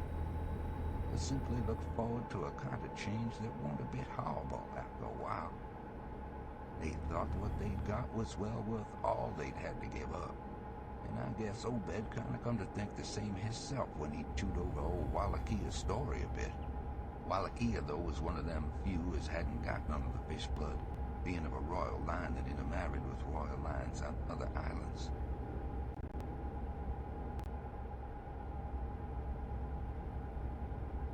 Wallachia, he showed Obed a lot of rites and incantations as had to do with the sea things, and let him see some of the folks in the villages had changed a lot from human shape. Somehow or other, though, he never would let him see one of the regular things from right out the water. In the end, he gave him a funny kind of thingamajig made out of lead or something that he said would bring up the fish things from any place in the water where there might be a nest of them. The idea was to drop it down with the right kind of prayers and such, while he allowed us the things were scattered all over the world, so as anybody that looked about could find a nest and bring them up if they was wanted. Nat, he didn't like this business at all, and he wanted Obed should keep away from the island, but the captain was shot for gain, and found he could get them gold-like things so cheap it'd pay for him to make a specialty of them. Things went on that way for years, and Obed got enough of that gold-like stuff to make him start the refinery in Waite's old run-down fulling mill. He didn't dare sell pieces like there was, for folks would be all the time asking questions. All the same, his crews would get a piece and dispose of it now and then, even though they was swore to keep quiet. And he let his women folks wear some of the pieces as was more human-like than most. Well, come about 38, when I was 7-year-old, Obed, he found the island people all wiped out between voyages. It seems the other islanders had got wind of what was going on and had took matters into their own hands. Suppose they must have had after all them old magic signs as the sea thing says was the only things they was afeared of. No telling what any of them Kanakies will chance to get a hold of when the sea bottom throws up some island with ruins older than the deluge. Pious cusses these was. They didn't leave nothing standing on either the main island or the little volcanic islet except what parts of the ruins was too big to knock down. In some places they was little stones strewed about, like charms, with something on them like what you call a swastika nowadays. Probably them was the old ones' signs. Folks all wiped out, no trace of no gold-like things, and none of the nearby Kanakies would breathe a word about the matter. Wouldn't even admit they'd ever been any people on that island. That naturally hit Obed pretty hard, seeing as his normal trade was doing very poor. It hit the whole of Innsmouth, too, because in seafaring days, what profited the master of a ship generally profited the crew proportionate. Most of the folks around the town took the hard times kind of sheep-like and resigned, but they was in bad shape because the fishing was petering out and the mills weren't doing none too well. Then's the time Obed he began a-cussing at the folks for being dull sheep and praying to a Christian heaven as didn't have 'em none. He told 'em he'd know the folks as prayed to gods that give something ye really need.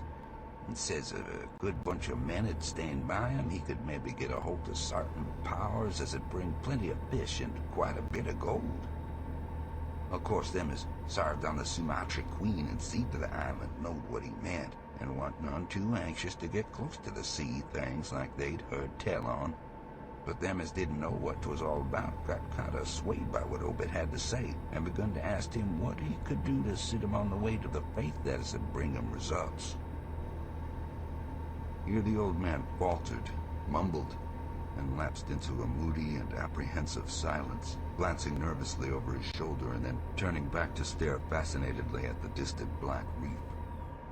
When I spoke to him, he did not answer, so I knew I would have to let him finish the bottle. The insane yarn I was hearing interested me profoundly, for I fancied there was contained within it a sort of crude allegory based upon the strangeness of Innsmouth, and elaborated by an imagination at once creative and full of scraps of exotic legend. Not for a moment did I believe that the tale had any really substantial foundation, but nonetheless the account held a hint of genuine terror, if only because it brought in references to strange jewels clearly akin to the malign tiara I had seen at Newburyport. Perhaps the ornaments had, after all, come from some strange island, and perhaps the wild stories were lies of the bygone Obed himself, rather than of this antique toper. I handed Zadok the bottle, and he drained it to the last drop. It was curious how he could stand so much whiskey, but not even a trace of thickness had come into his high, wheezy voice. He licked the nose of the bottle and slipped it into his pocket, then beginning to nod and whisper softly to himself.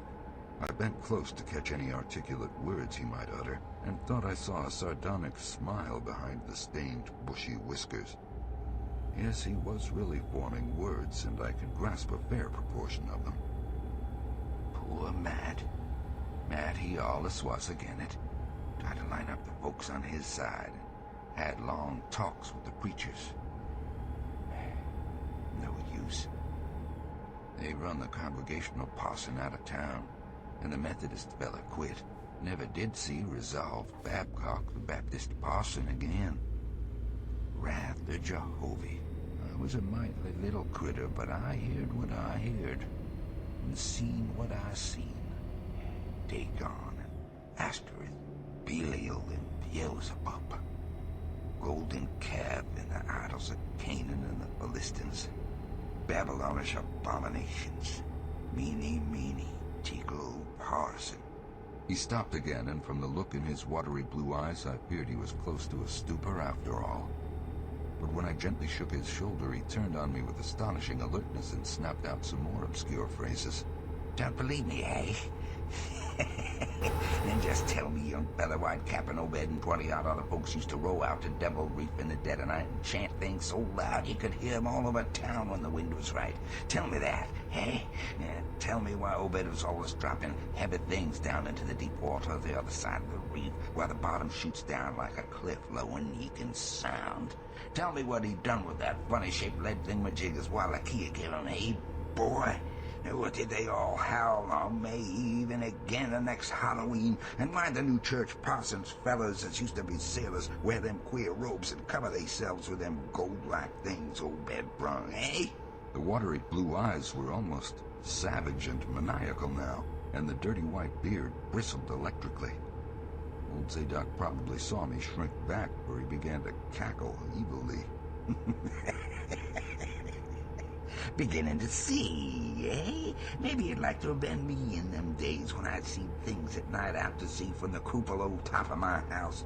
Oh, I can tell ye, little pitches had big ears, and I weren't missing nothing of what was gossiped about Captain Obed and the folks out to the reef.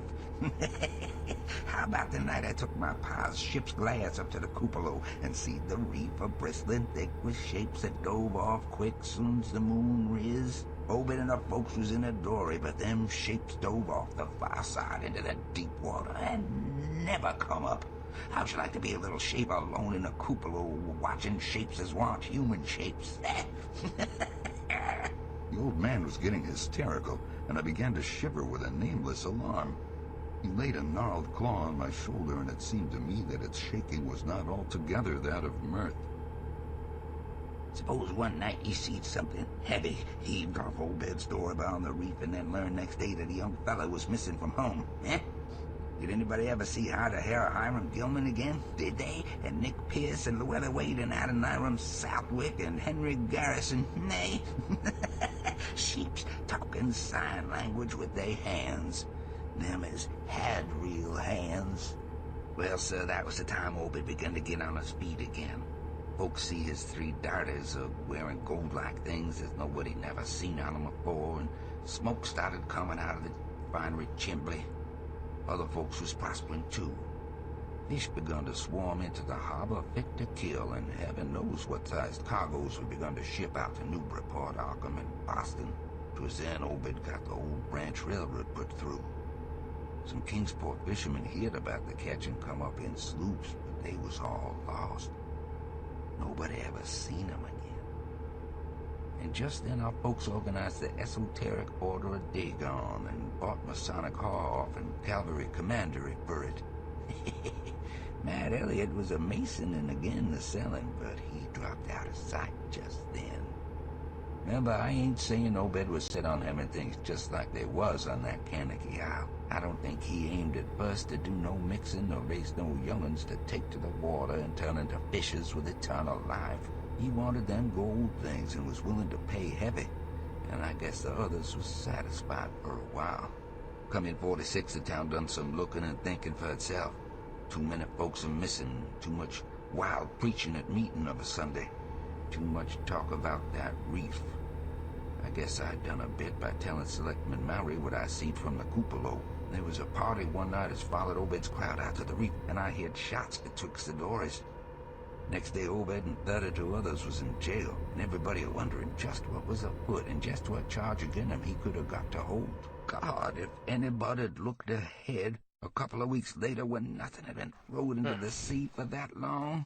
Zadok was showing signs of fright and exhaustion, and I let him keep silence for a while, though glancing apprehensively at my watch. The tide had turned and was coming in now, and the sound of the waves seemed to arouse him. I was glad of that tide, for at high water the fishy smell might not be so bad. Again I strained to catch his whispers. That awful night, I seed 'em. I was up in the cupola. Hordes of 'em. Swarms of 'em, all over the reef and swimming up the harbor into the Monoxid. God, what happened in the streets of Innsmouth that night?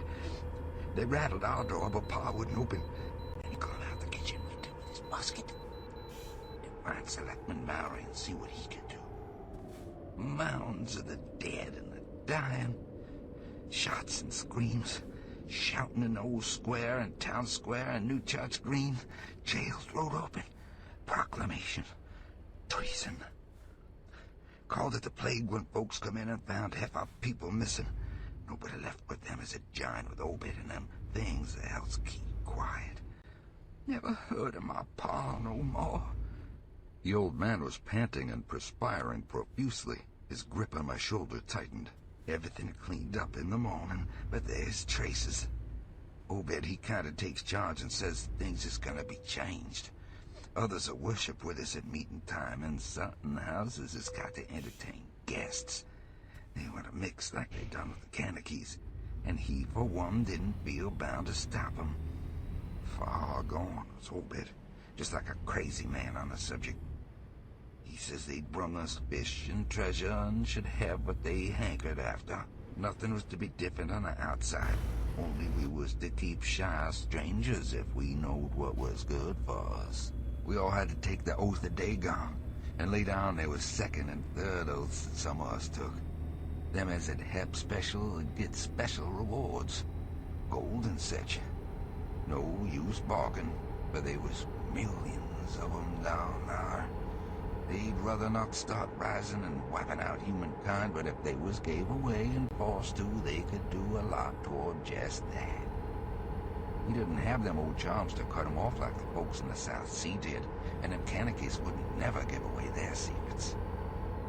Yield up enough sacrifices and savage knickknacks and harborage in the town when they wanted it, and they'd leave well enough alone.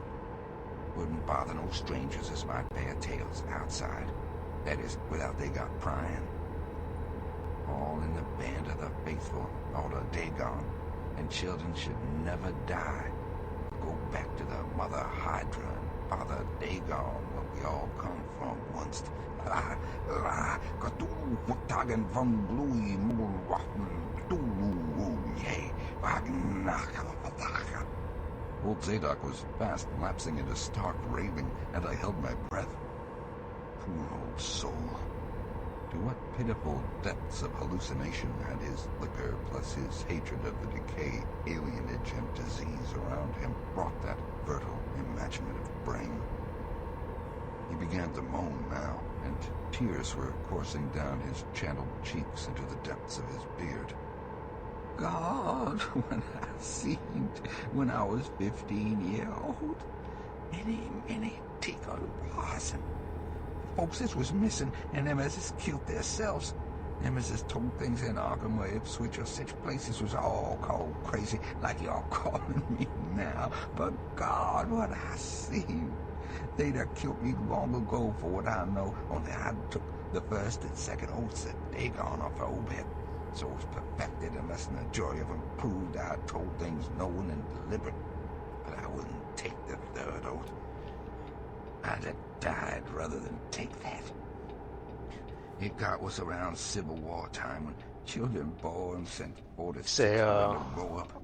it's getting Some late, of so I them, should that head to bed. is. See you next time. I'm Okay, sounds scared. good. Thank you for Never did stopping no by. crying after that I appreciate it. awful Oh, night. about to I miss my never turn. did see one of them close to in all my Thanks life. for the read and all that. And I Full-blooded will one. see you on the next one. I went to the war, and if I'd had any guts or sense, I'd have never come back, but settled away from here. Well, folks wrote me things weren't so bad. That, I suppose, was because Alright, Governor buddy. Draftman Alright, was in buddy. town after '63. Out of the war was just as bad again. People were gonna fall off. Mills and shops shut down. Shipping stopped and the harbor choked up. Railroad give up. But they never stopped. Swimming in and out of the river from that cussed river. You're welcome, and Happy New Year to you. Oh yeah, Happy New Year to you as well. I didn't even realize that was hitting houses as wasn't here supposed already. to have nobody in them. Folks outside would have their stories about us. Suppose you'd heard plenty on them, seeing what questions ye asked. Stories about things they've seen now and then, and about that queer jewelry that still comes in from somewheres that ain't quite all melted up. But nothing never gets definite. Nobody believes nothing. They call them gold-like things pirate loot, and allow as they Innsmouth folks as foreign blood or as distempered or something. Besides them that lives here, shoo off as many strangers as they can, and encourage the rest not to get very curious, especially around nighttime. Beasts bark at the critters. Horses worse than mules. When they got autos, that was all right. In '46, Captain Obed took a second wife that nobody in town never see. Some says he didn't want to, or was made to by them as he'd called in. Had 3 children by her. 2 has disappeared young, but one gal has looked like anybody else and was educated in Europe. Obed finally got her married off by a trick to an Arkham fella as didn't suspect nothing. Nobody outside will have nothing to do with Innsmouth folks now. Barnabas Marsh that runs the refinery now is Obed's grandson by his first wife, son of Onesiphorus, his eldest son, but his mother was another of them as one never seen outdoors. Right now Barnabas is about changed. Can't shut his eyes no more and is all out of shape. They say he still wears clothes, but he'll take to the water soon. Maybe he's tried it already. They do sometimes go down for little spells before they go down for good. Ain't been seen about in public for now 10 years. Don't know how his poor wife can feel. She come from Ipswich, and they nigh lynched Barnabas when he courted her 50-odd year ago. Obed, he died in '78, and all the next generation's gone now. The first wife's children dead, and the rest, God knows. The sound of the incoming tide was now very insistent, and little by little it seemed to change the old man's mood from maudlin tearfulness to watchful fear. He would pause now and then to renew those nervous glances over his shoulder or out toward the reef, and despite the wild absurdity of his tale, I could not help beginning to share his apprehensiveness. Zadok now grew shriller and seemed to be trying to whip up his courage with louder speech. Hey, you, why don't you say something? How'd you like to be living in a town like this with everything a rotten and dying and boarded up monsters crawling and bleating and barking and hopping around black cellars and attics everywhere you turn? Huh? How'd you like to hear the howling night after night from the churches in all the Dagon Hall and know what's doing part of the howling? How'd you like to hear what comes from that awful reef every May Eve in Alabama? I think the old man's crazy, eh? Well, sir, let me tell you, that ain't the worst. Zadok was really screaming now, and the mad frenzy of his voice disturbed me more than I cared to own. Cussy, don't sit there a-staring at me with them eyes. I tell old Ma she's in hell and has got to stay there. In hell, I says, can't get me. I ain't done nothing or told nobody nothing. You, young fella, well, even if I ain't told nobody nothing yet, I'm a-going to now. You just sit and listen to me, boy. This is what I ain't never told nobody. I says I didn't get to do Brian after that night, but I found things out just the same. You want to know what the real horror is, eh? Well, it's this. It ain't what them fish devils has done, but what they are going to do. They are bringing things up out of where they come from into the town. Been doing it for years and slacking it up lately. Them houses north of the river betwixt Water and Main Streets is full of 'em. The devils and what they brung, and when they get ready, I say, when they get... Ever hear of a shog-off?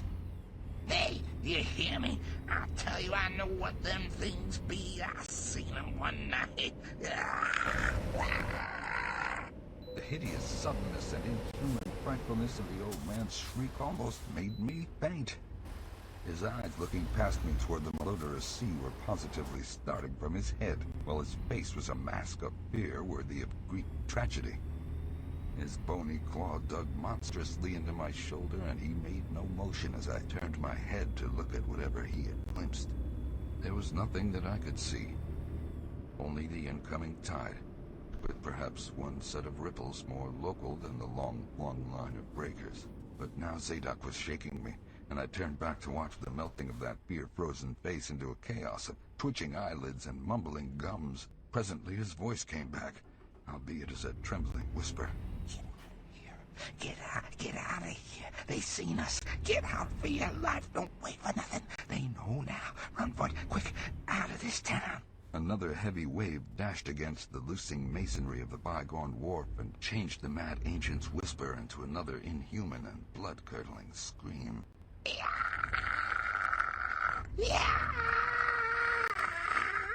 Before I could cover my shattered wits, he had relaxed his clutch on my shoulder and dashed wildly inland toward the street, reeling northward around the ruined warehouse wall. Oh, second hour hydrate. Appreciate it, Raven. I'm on it. But there was nothing there. And when I reached Water Street and looked along it toward the north, there was no remaining trace of Zadok Allen. 4. I can hardly describe the mood in which I was left by this harrowing episode. An episode at once mad and pitiful, grotesque and terrifying. The grocery boy had prepared me for it, yet the reality left me nonetheless bewildered and disturbed. Where, although the story was old Zadok's insane earnestness and horror, had communicated to me a mounting unrest, which joined with my earlier sense of loathing for the town and its blight of intangible shadow. Later I might sift the tale and extract some nucleus of historic allegory. Just now I wished to put it out of my head. The hour had grown perilously late. My watch said 7:15, and the Arkham bus left town square at 8. So I tried to give my thoughts as neutral and practical a cast as possible, meanwhile walking rapidly through the deserted streets of gaping roofs and leaning houses toward the hotel where I had checked my valise and would find my bus. Though the golden light of late afternoon gave the ancient roofs and decrepit chimneys an air of mystic loveliness and peace, I could not help glancing over my shoulder now and then. I would surely be very glad to get out of malodorous and fear-shadowed Innsmouth, and wished there were some other vehicle than the bus driven by that sinister-looking fellow sergeant. Yet I did not hurry too precipitately, for there were architectural details worth viewing at every silent corner, and I could easily, I calculated, cover the necessary distance in a half hour.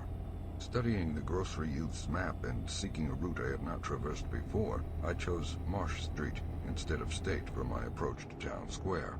Near the corner of Fall Street, I began to see scattered groups of furtive whisperers, and when I finally reached the square, I saw that almost all the loiterers were congregated around the door of the Gilman house.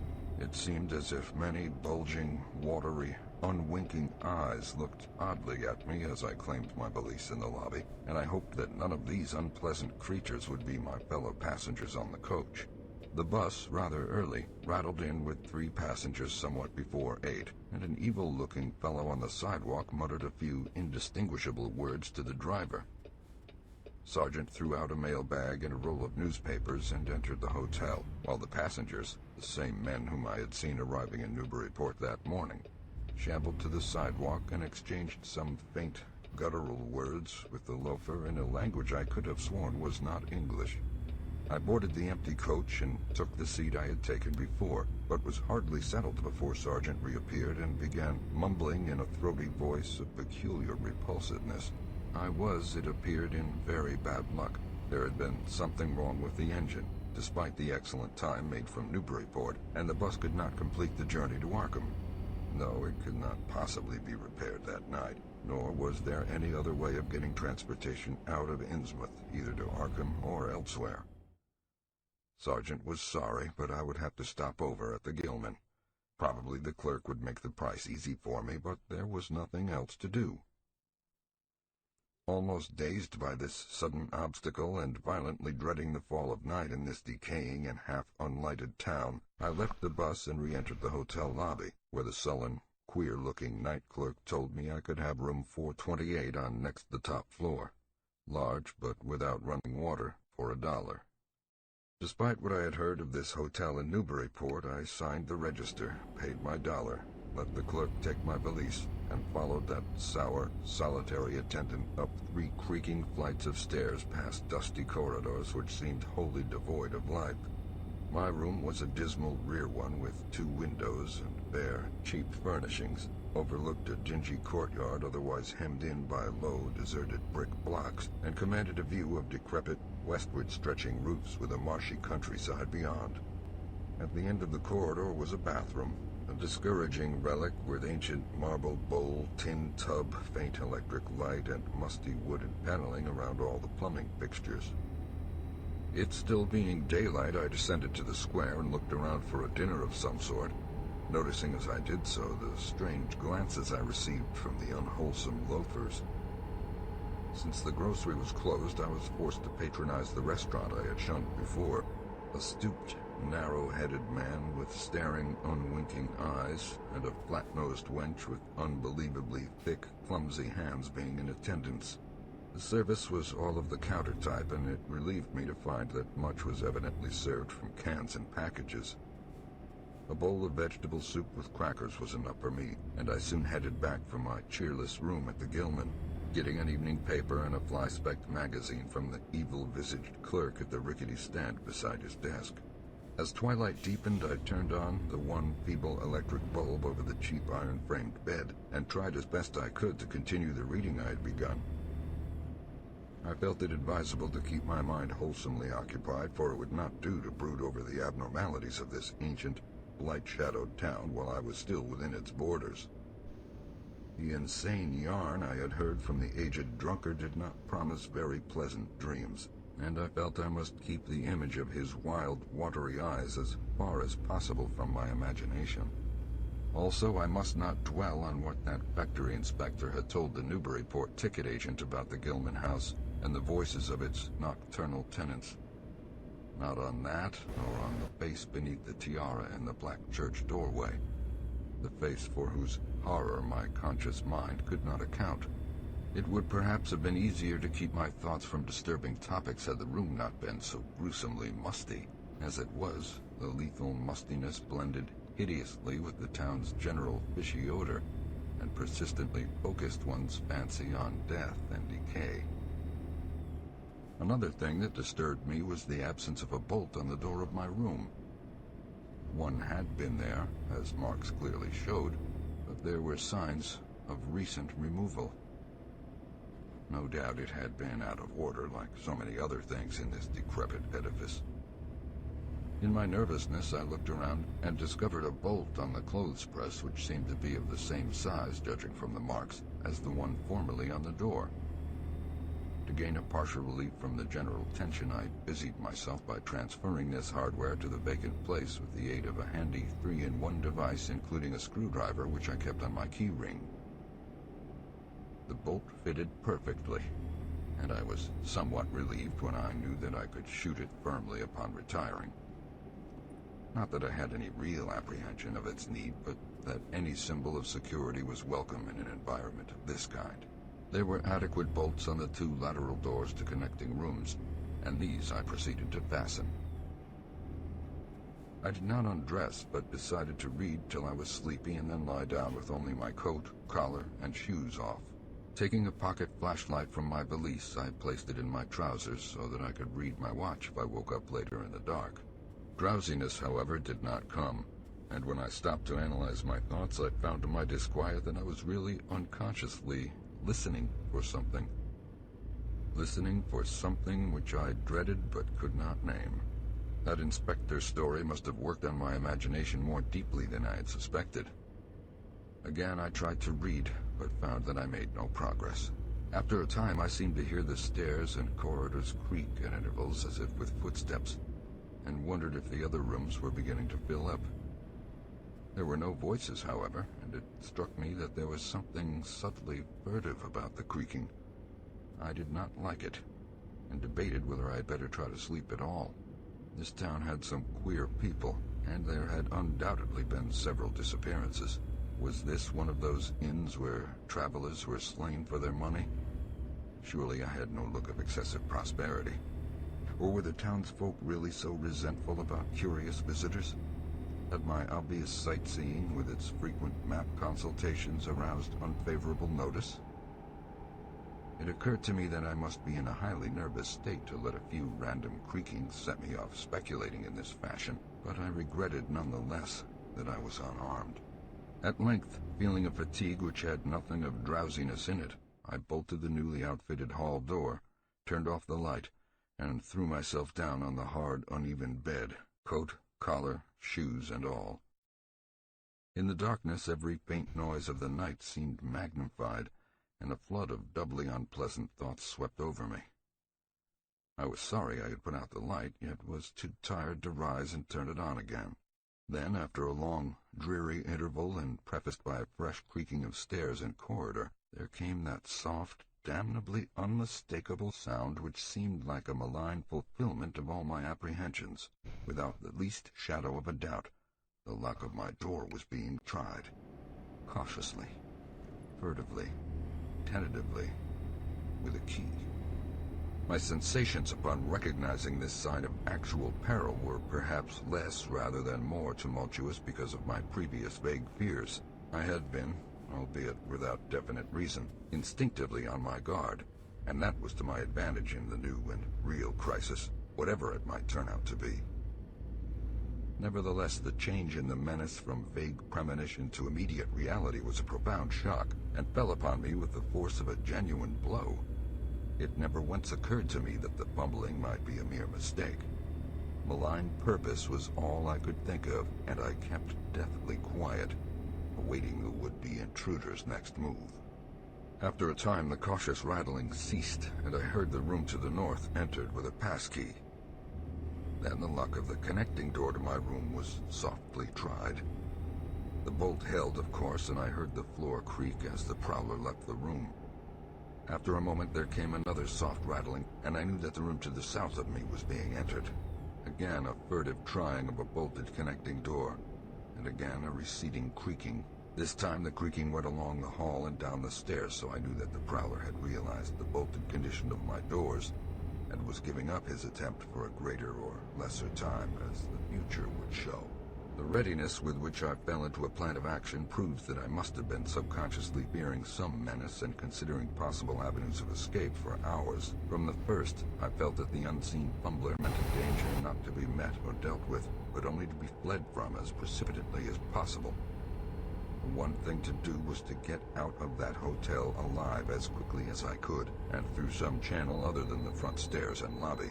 Rising softly and throwing my flashlight on the switch, I sought to light the bulb over my bed in order to choose and pocket some belongings for a swift, releaseless flight.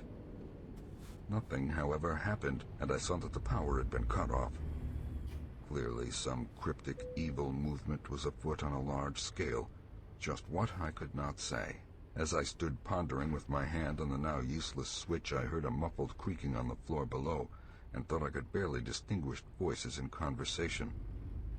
A moment later, I felt less sure that the deeper sounds were voices, since the apparent hoarse barkings and loose-syllabled croakings bore so little resemblance to recognized human speech. Then I thought with renewed force of what the factory inspector had heard in the night in this moldering and pestilential building. Having filled my pockets with the flashlight's aid, I put on my hat and tiptoed to the windows to consider chances of descent. Despite the state's safety regulations, there was no fire escape on this side of the hotel, and I saw that my windows commanded only a sheer 3-story drop to the cobbled courtyard. On the right and left, however, some ancient brick business blocks abutted on the hotel, their slant roofs coming to a reasonable jumping distance from my 4th-story level. To reach either of these lines of buildings, I would have to be in a room 2 from my own, in one case on the north and in the other case on the south, and my mind instantly set to work what chances I had of making the transfer. I could not, I decided, risk an emergence into the corridor where my footsteps would surely be heard, and where the difficulties of entering the desired room would be insuperable. My progress, if it was to be made at all, would have to be through the less solidly built connecting doors of the rooms, the locks and bolts of which I would have to force violently, using my shoulder as a battering ram whenever they were set against me. This, I thought, would be possible owing to the rickety nature of the house and its fixtures, but I realized I could not do it noiselessly. I would have to count on sheer speed, and the chance of getting to a window before any hostile forces became coordinated enough to open the right door toward me with a passkey. My own outer door I reinforced by pushing the bureau against it, little by little, in order to make a minimum of sound. I perceived that my chances were very slender, and was fully prepared for any calamity. Even getting to another roof would not solve the problem, for there would then remain the task of reaching the ground and escaping from the town. One thing in my favor was the deserted and ruinous state of the abutting building and the number of skylights gaping blackly open in each row. Gathering from the grocery boy's map that the best route out of town was southward, I glanced first at the connecting door on the south side of the room. It was designed to open in my direction, hence I saw, after drawing the bolt and finding other fastening in place, it was not a favorable one for forcing. Accordingly, abandoning it as a route, I cautiously moved the bedstead against it to hamper any attack which might be made on it later from the next room. The door on the north was hung to open away from me, and this, though a test proved it to be locked or bolted from the other side, I knew must be my route. If I could gain the roofs of the buildings in Payne Street and descend successfully to the ground level, I might perhaps dart through the courtyard and the adjacent or opposite building to Washington or Bates, or else emerge in Payne and edge around southward into Washington. In any case, I would aim to strike Washington somehow and get quickly out of the town square region. My preference would be to avoid Payne, since the fire station there might be open all night. As I thought of these things, I looked out over the squalid sea of decaying roofs below me, now brightened by the beams of a moon not much past full. On the right, the black gash of the river gorge clove the panorama, abandoned factories and railway station clinging barnacle-like to its sides. Beyond it, the rusted railway and the Rowley Road led off through a flat marshy terrain dotted with islets of higher and drier scrub-grown land. On the left, the creek-threaded countryside was nearer, the narrow road to Ipswich gleaming white in the moonlight. I could not see from my side of the hotel the southward route toward Arkham which I had determined to take. I was irresolutely speculating on when I had better attack the northward door, and on how I could least audibly manage it, when I noticed that the vague noises underfoot had given place to a fresh and heavier creaking of the stairs. A wavering flicker of light showed through my transom, and the boards of the corridors began to groan with a ponderous load. Muffled sounds of possible vocal origin approached, and at length a firm knock came at my outer door. For a moment, I simply held my breath and waited. Eternities seemed to elapse, and the nauseous, fishy odor of my environment seemed to mount suddenly and spectacularly. Then the knocking was repeated, continuously and with growing insistence. I knew that the time for action had come, and forthwith drew the bolt of the northward connecting door, bracing myself for the task of battering it open. The knocking waxed louder, and I hoped that its volume would cover the sound of my efforts. At last beginning my attempt, I lunged again and again at the thin paneling with my left shoulder, heedless of shock or pain. The door resisted even more than I expected, but I did not give in, and all the while the clamor at the outer door increased. Finally the connecting door gave, but with such a crash that I knew that those outside must have heard. Instantly the outside knocking became a violent battering, while keys sounded ominously in the hall doors of the rooms on both sides of me. Rushing through the newly opened connection, I succeeded in bolting the northerly hall door before the lock could be turned, but even as I did so I heard the hall door of the third room, the one from whose window I had hoped to reach the roof below, being tried with a passkey. For an instant I felt absolute despair, since my trapping in a chamber with no window egress seemed complete. A wave of almost abnormal horror swept over me, and invested with a terrible but unexplainable singularity the flashlight glimpsed dust prints made by the intruder who had lately tried my door from this room. Then, with a dazed automatism which persisted despite hopelessness, I made for the next connecting door and performed the blind motion of pushing at it in an effort to get through, and, granting that fastenings might be as providentially intact as in this second room, bolt the hall door beyond before the lock could be turned from outside. Sheer, fortunate chance gave me my reprieve, for the connecting door before me was not only unlocked but actually ajar. In a second I was through, and had my right knee and shoulder against a hall door which was visibly opening inward. My pressure took the opener off guard, for the thing shut as I pushed, so that I could slip the well-conditioned bolt as I had done with the other door. As I gained this respite, I heard the battering at the two other doors abate, while a confused clatter came from the connecting door I had shielded with the bedstead. Evidently the bulk of my assailants had entered the southerly room and were massing in a lateral attack. But at the same moment a passkey sounded in the next door to the north, and I knew that a nearer peril was at hand. The northward connecting door was wide open, but there was no time to think about checking the already turning lock in the hall. All I could do was to shut and bolt the open connecting door, as well as its mate on the opposite side, pushing a bedstead against the one and a bureau against the other, and moving a washstand in front of the hall door. I must, I saw, trust to such makeshift barriers to shield me till I could get out of the window and on the roof of the Payne Street block. But even in this acute moment, my chief horror was something apart from the immediate weakness of my defenses. I was shuddering because not one of my pursuers, despite some hideous panting, grunting, and subdued barkings at odd intervals, was uttering an unmuffled or intelligible vocal sound. As I moved the furniture and rushed toward the windows, I heard a frightful scurrying along the corridor toward the room north of me, and perceived that the southward battering had ceased. Plainly, most of my opponents were about to concentrate against the feeble connecting door which they knew must open directly on me. Outside, the moon played on the ridge-pole of the block below, and I saw that the jump would be desperately hazardous because of the steep surface on which I must land. Surveying the conditions, I chose the more southerly of the two windows as my avenue of escape, planning to land on the inner slope of the roof and to make for the nearest skylight.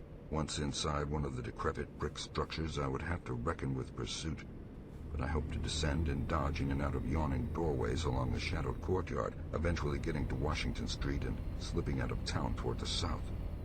The clatter at the northerly connecting door was now terrific, and I saw that the weak paneling was beginning to splinter. Obviously, the besiegers had brought some ponderous object into play as a battering ram.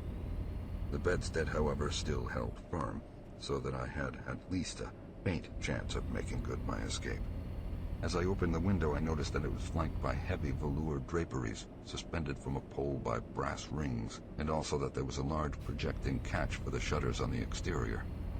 Seeing a possible means of avoiding the dangerous jump, I yanked at the hangings and brought them down, pole and all. Then, quickly hooking 2 of the rings in the shutter catch and flinging the drapery outside. The heavy folds reached fully to the abutting roof, and I saw that the rings and catch would be likely to bear my weight. So, climbing out of the window and down the improvised rope ladder, I left behind me forever the morbid and horror-infested fabric of the Gilman house. I landed safely on the loose slates of the steep roof and succeeded in gaining the gaping black skylight without a slip. Glancing up at the window I had left, I observed it was still dark, though far across the crumbling chimneys to the north I could see lights ominously blazing in the Order of Dagon Hall, the Baptist church, and the Congregational church which I recalled so shiveringly. There had seemed to be no one in the courtyard below, and I hoped there would be a chance to get away before the spreading of a general alarm. Flashing my pocket lamp into the skylight, I saw that there were no steps down. The distance was slight, however, so I clambered over the brink and dropped, striking a dusty floor littered with crumbling boxes and barrels. The place was ghoulish looking, but I was past minding such impressions and made at once for the staircase revealed by my flashlight, after a hasty glance at my watch, which showed the hour to be 2 a.m. The steps creaked, but seemed tolerably sound, and I raced down past a barn-like second story to the ground floor. The desolation was complete, and only echoes answered my footfalls. At length I reached the lower hall, at the end of which I saw a faint luminous rectangle marking the ruined Payne Street doorway. Heading the other way, I found the back door also open, and darted out and down 5 stone steps to the grass-grown cobblestones of the courtyard. The moonbeams did not reach down here, but I could just see my way about without using the flashlight. Some of the windows on the Gilman house side were faintly glowing, and I thought I heard confused sounds within. Walking softly over to the Washington Street side, I perceived several open doorways, and chose the nearest as my route out. The hallway inside was black, and when I reached the opposite end, I saw that the street door was wedged immovably shut. Resolved to try another building, I groped my way back toward the courtyard, but stopped short when close to the doorway. For out of an opened door in the Gilman house, a large crowd of doubtful shapes was pouring, lanterns bobbing in the darkness, and horrible croaking voices exchanging low cries in what was certainly not English. The figures moved uncertainly, and I realized to my relief that they did not know where I had gone, but for all that they sent a shiver of horror through my frame. Their features were indistinguishable, but their crouching, shambling gait was abominably repellent. And worst of all, I perceived that one figure was strangely robed, and unmistakably surmounted by a tall tiara of a design altogether too familiar. As the figures spread throughout the courtyard, I felt my fears increase. Suppose I could find no egress from this building on the street side. The fishy odor was detestable, and I wondered if I could stand it without fainting. Again groping toward the street, I opened a door off the hall and came upon an empty room with closely shuttered but sashless windows. Fumbling in the rays of my flashlight, I found I could open the shutters, and in another moment had climbed outside and was fully closing the aperture in its original manner. I was now in Washington Street, and for the moment saw no living thing nor any light save that of the moon. From several directions in the distance, however, I could hear the sound of hoarse voices, of footsteps, and of a curious kind of pattering which did not sound quite like footsteps. Plainly, I had no time to lose. The points of the compass were clear to me, and I was glad that all the street lights were turned off, as is often the custom on strongly moonlit nights in prosperous rural regions. Some of the sounds came from the south, yet I retained my design of escaping in that direction. There would, I knew, be plenty of deserted doorways to shelter me in case I met any person or group who looked like pursuers. I walked rapidly, softly, and close to the ruined houses. While hatless and disheveled after my arduous climb, I did not look especially noticeable, and stood a good chance of passing unheeded if forced to encounter any casual wayfarer. At Bates Street, I drew into a yawning vestibule while 2 shambling figures crossed in front of me, but was soon on my way again and approaching the open space where Elliott Street obliquely crosses Washington at the intersection of South. Though I had never seen this space, it had looked dangerous to me on the grocery youth's map, since the moonlight would have free play there. There was no use trying to evade it, for any alternative course would involve detours of possibly disastrous visibility and delaying effect. The only thing to do was to cross it boldly and openly, imitating the typical shamble of the Innsmouth folk as best I could, and trusting that no one, at least no pursuer of mine, would be there. Just how fully the pursuit was organized, and indeed just what its purpose might be, I could form no idea. There seemed to be unusual activity in the town, but I judged that the news of my escape from the Gilman house had not yet spread. I would, of course, soon have to shift from Washington to some other southward street, for that party from the hotel would doubtless be after me. I must have left dust prints in that last old building, revealing how I had gained the street.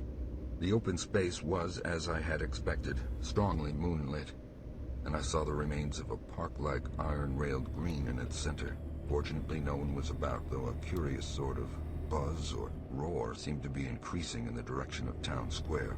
South Street was very wide, leading directly down a slight declivity to the waterfront and commanding a long view out at sea, and I hoped that no one would be glancing up it from afar as I crossed in the bright moonlight. My progress was unimpeded, and no fresh sound arose to hint that I had been spied.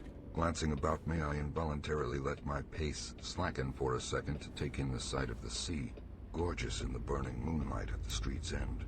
Far out beyond the breakwater was the dim, dark line of Devil Reef, and as I glimpsed it I could not help thinking of all the hideous legends I had heard in the last 24 hours, legends which portrayed this ragged rock as a veritable gateway to realms of unfathomed horror and inconceivable abnormality. Then, without warning, I saw the intermittent flashes of light on the distant reef.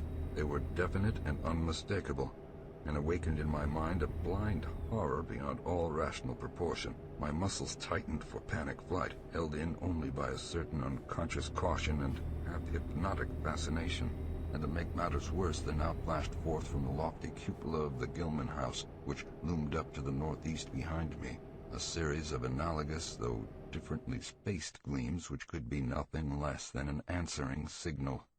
Controlling my muscles, and realizing afresh how plainly visible I was, I resumed my brisker and feignedly shambling pace, though keeping my eyes on that hellish and ominous reef as long as the opening of South Street gave me a seaward view. What the whole proceeding meant I could not imagine, unless it involved some strange rite connected with Devil Reef, or unless some party had landed from a ship on that sinister rock. I now bent to the left around the ruinous green, still gazing toward the ocean as it blazed in the spectral summer moonlight, and watching the cryptical flashing of those nameless, unexplainable beacons. It was then that the most horrible impression of all was borne in upon me, the impression which destroyed my last vestige of self-control and sent me running frantically southward past the yawning black doorways and fishily staring windows of that deserted nightmare street, where at a closer glance I saw that the moonlit waters between the reef and the shore were far from empty. They were alive with a teeming horde of shapes swimming inward toward the town, and even at my vast distance and in my single moment of perception I could tell that the bobbing heads and flailing arms were alien and aberrant in a way scarcely to be expressed or consciously formulated. My frantic running ceased before I had covered a block, for at my left I began to hear something like the hue and cry of organized pursuit. There were footsteps and guttural sounds, and a rattling motor wheezed south along Federal Street. In a second all my plans were utterly changed, for if the southward highway were blocked ahead of me I must clearly find another egress from Innsmouth. I paused and drew into a gaping doorway, reflecting how lucky I was to have left the moonlit open space before these pursuers came down the parallel street. A second reflection was less comforting. Since the pursuit was down another street, it was plain that the party was not following me directly. It had not seen me, but was simply obeying a general plan of cutting off my escape. This, however, implied that all roads leading out of Innsmouth were similarly patrolled, for the people could not have known what route I intended to take. If this were so, I would have to make my retreat across country away from any road. But how could I do that in view of the marshy and creek-riddled nature of all the surrounding region? For a moment my brain reeled, both from sheer hopelessness and from a rapid increase in the omnipresent fishy odor. Then I thought of the abandoned railway to Rowley, whose solid line of ballasted, weed-grown earth still stretched off to the northwest from the crumbling station on the edge of the river gorge. There was just a chance that the townsfolk would not think of that, since its prior choked desertion made it half impassable, and the unlikeliest of all avenues for a fugitive to choose. I had seen it clearly from my hotel window and knew about how it lay. Most of its earlier length was uncomfortably visible from the Rowley Road and from high places in the town itself. But one could, perhaps, crawl inconspicuously through the undergrowth. At any rate, it would form my only chance of deliverance, and there was nothing to do but try it. Drawing inside the hall of my deserted shelter, I once more consulted the grocery boy's map with the aid of the flashlight. The immediate problem was how to reach the ancient railway, and now I saw that the safest course was ahead to Babson Street, then west to Lafayette, there edging around but not crossing an open space homologous to the one I had traversed, and subsequently back northward and westward in a zigzagging line through Lafayette, Bates, Adam, and Bank Streets, the latter skirting the river gorge to the abandoned and dilapidated station I had seen from my window. My reason for going ahead to Babson was that I wished neither to recross the earlier open space nor to begin my westward course along a cross street as broad as south. Starting once more, I crossed the street to the right-hand side in order to edge around into Babson as inconspicuously as possible. Noises still continued in Federal Street, and as I glanced behind me, I thought I saw a gleam of light near the building through which I'd escaped. Anxious to leave Washington Street, I broke into a quiet dog trot, trusting to luck not to encounter any observing eye.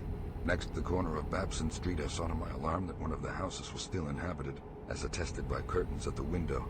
But there were no lights within, and I passed it without disaster. In Babson Street, which crossed Federal and might thus reveal me to the searchers, I clung as closely as possible to the sagging, uneven buildings, twice pausing in a doorway as the noises behind me momentarily increased. The open space ahead shone wide and desolate under the moon, but my route would not force me to cross it. During my second pause, I began to detect a fresh distribution of vague sounds, and upon looking cautiously out from cover, beheld a motor car darting across the open space, bound outward along Elliott Street, which there intersects both Babson and Lafayette. As I watched, choked by a sudden rise in the fishy odor after a short abatement, I saw a band of uncouth, crouching shapes, loping and shambling in the same direction, and knew that this must be the party guarding the Ipswich Road, since that highway forms an extension of Elliott Street. Two of the figures I observed were in voluminous robes, and one wore a peaked diadem which glistened whitely in the moonlight. The gait of this figure was so odd that it sent a chill through me, for it seemed to me the creature was almost hopping. When the last of the band was out of sight, I resumed my progress, darting around the corner into Lafayette Street and crossing Elliott very hurriedly, lest stragglers of the party be still advancing along that thoroughfare. I did hear some croaking and clattering sounds far off toward Town Square, but accomplished the passage without disaster. My greatest dread was in recrossing broad and moonlit South Street, with its seaward view, and I had to nerve myself for the ordeal. Someone might easily be looking, and possible Elliott Street stragglers could not fail to glimpse me from either of 2 points.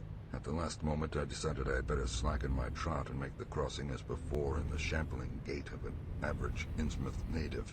When the view of the water again opened out, this time on my right, I was half determined not to look at it at all. I could not, however, resist, but cast a sidelong glance as I carefully and imitatively shambled toward the protecting shadows ahead. There was no ship visible, as I had half expected there would be. Instead, the first thing which caught my eye was a small rowboat pulling in toward the abandoned wharves and laden with some bulky, tarpaulin-covered object. Its rowers, though distantly and indistinctly seen, were of an especially repellent aspect. Several swimmers were still discernible, while on the far black reef I could see a faint, steady glow, unlike the winking beacon visible before, and of a curious color which I could not precisely identify. Above the slant roofs ahead and to the right there loomed the tall cupola of the Gilman house, but it was completely dark. The fishy odor, dispelled for a moment by some merciful breeze, now closed in again with maddening intensity. I had not quite crossed the street when I heard a muttering band advancing along Washington from the north. As they reached the broad open space where I had had my first disquieting glimpse of the moonlit water, I could see them plainly, only a block away, and was horrified by the bestial abnormality of their faces and the dog-like subhumanness of their crouching gait. One man moved in a positively simian way, with long arms frequently touching the ground, while another figure, robed and tiaraed, seemed to progress in an almost hopping fashion. I judged this party to be the one I had seen in the Gilman's courtyard, the one, therefore, most closely on my trail. As some of the figures turned to look in my direction, I was transfixed with fright, yet managed to preserve the casual, shambling gait I had assumed. To this day, I do not know whether they saw me or not. If they did, my stratagem must have deceived them, for they passed on across the moonlit space without varying their course, meanwhile croaking and jabbering in some hateful guttural patois I could not identify. Once more in the shadow, I resumed my former dog trot past the leaning and decrepit houses that stared blankly into the night. Having crossed to the western sidewalk, I rounded the nearest corner into Bates Street, where I kept close to the buildings on the southern side. I passed two houses showing signs of habitation, one of which had faint lights in the upper rooms, yet met with no obstacle.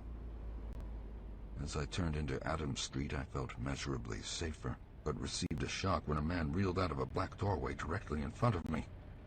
He proved, however, too hopelessly drunk to be a menace, so that I reached the dismal ruins of Bank Street warehouses in safety.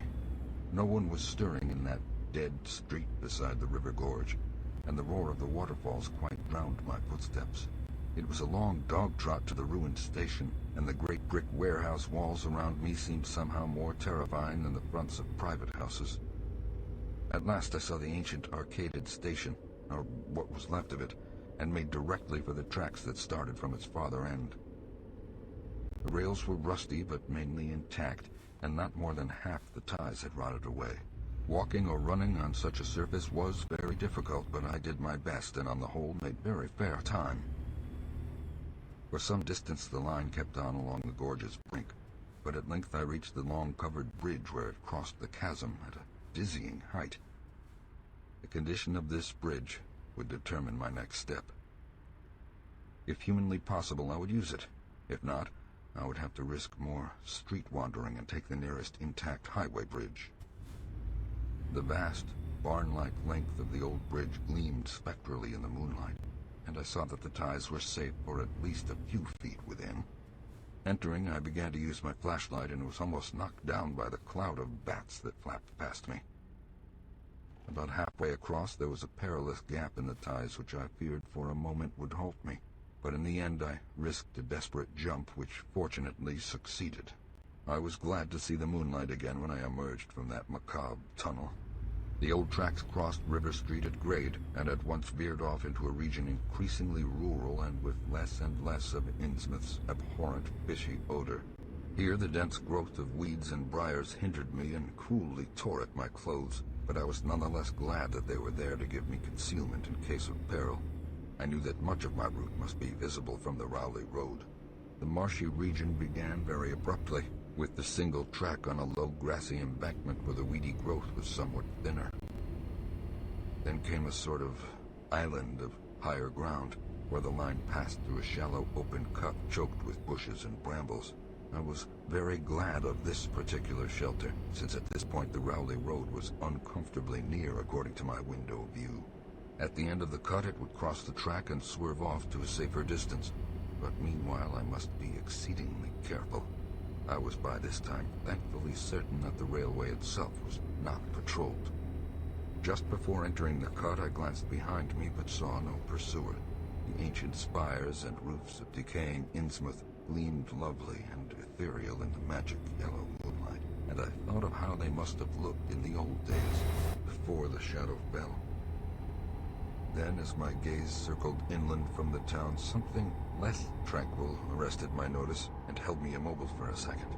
What I saw, or fancied I saw, was a disturbing suggestion of undulant motion far to the south, a suggestion which made me conclude that a very large horde must be pouring out of the city along the level Ipswich Road. The distance was great, and I could distinguish nothing in detail, but I did not at all like the look of that moving column. It undulated too much, and glistened too brightly in the rays of the now westering moon. There was a suggestion of sound, too, though the wind was blowing the other way.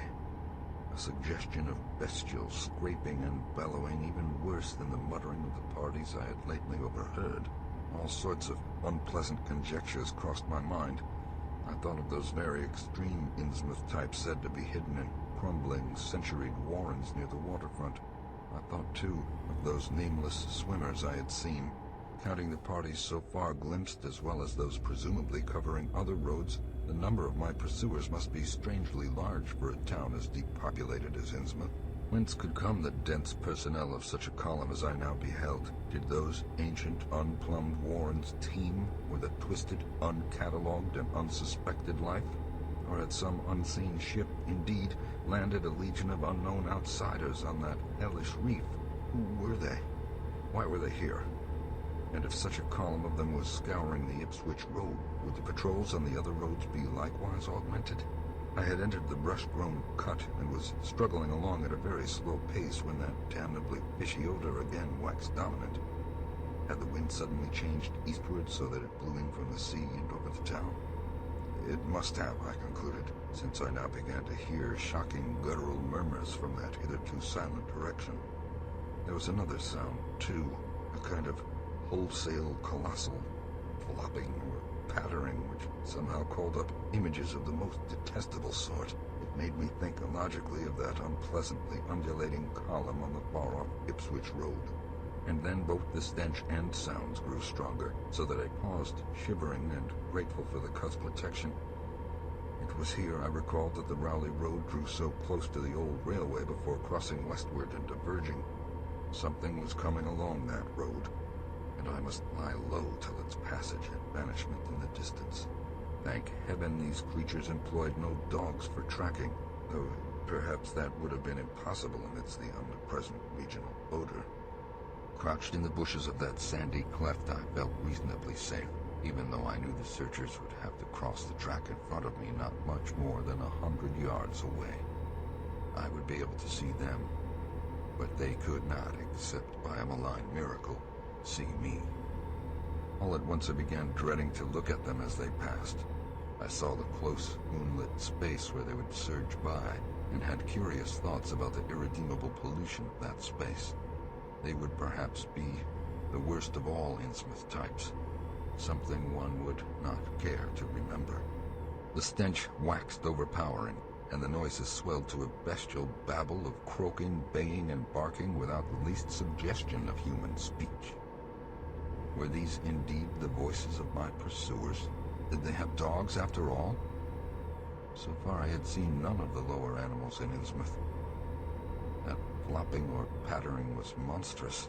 I could not look upon the degenerate creatures responsible for it. I would keep my eyes shut till the sound receded toward the west. The horde was very close now, air foul with their hoarse snarling, and the ground almost shaking with their alien-rhythmed footfalls. My breath nearly ceased to come, and I put every ounce of willpower into the task of holding my eyelids down. I am not even yet willing to say whether what followed was a hideous actuality or only a nightmare hallucination. The later action of the government after my frantic appeals would tend to confirm it as a monstrous truth. But could not an hallucination have been repeated under the quasi-hypnotic spell of that ancient, haunted, and shadowed town?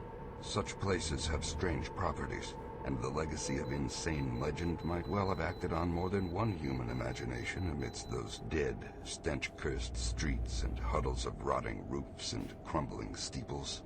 Is it not possible that the germ of an actual contagious madness lurks in the depths of that shadow over Innsmouth?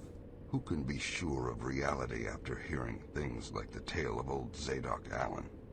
The government men never found poor Zadok, and have no conjectures to make as to what became of him. Where does madness leave off and reality begin? Is it possible that even my latest fear is sheer delusion? But I must try to tell what I thought I saw that night under the mocking yellow moon. saw surging and hopping down the Rowley Road in plain sight in front of me as I crouched among the wild brambles of that desolate railway cut. Of course, my resolution to keep my eyes shut had failed. It was foredoomed to failure. For who could crouch blindly while a legion of croaking, baying entities of unknown source flopped noisomely past, scarcely more than 100 yards away? I thought I was prepared for the worst, and I really ought to have been prepared considering what I had seen before. My other pursuers had been accursedly abnormal, so should I not have been ready to face a strengthening of the abnormal element, to look upon forms in which there was no mixture of the normal at all? I did not open my eyes until the raucous clamor came loudly from a point obviously straight ahead. Then I knew that a long section of them must be plainly in sight where the sides of the cut flattened out and the road crossed the track, and I could no longer keep myself from sampling whatever horror that leering yellow moon might have to show.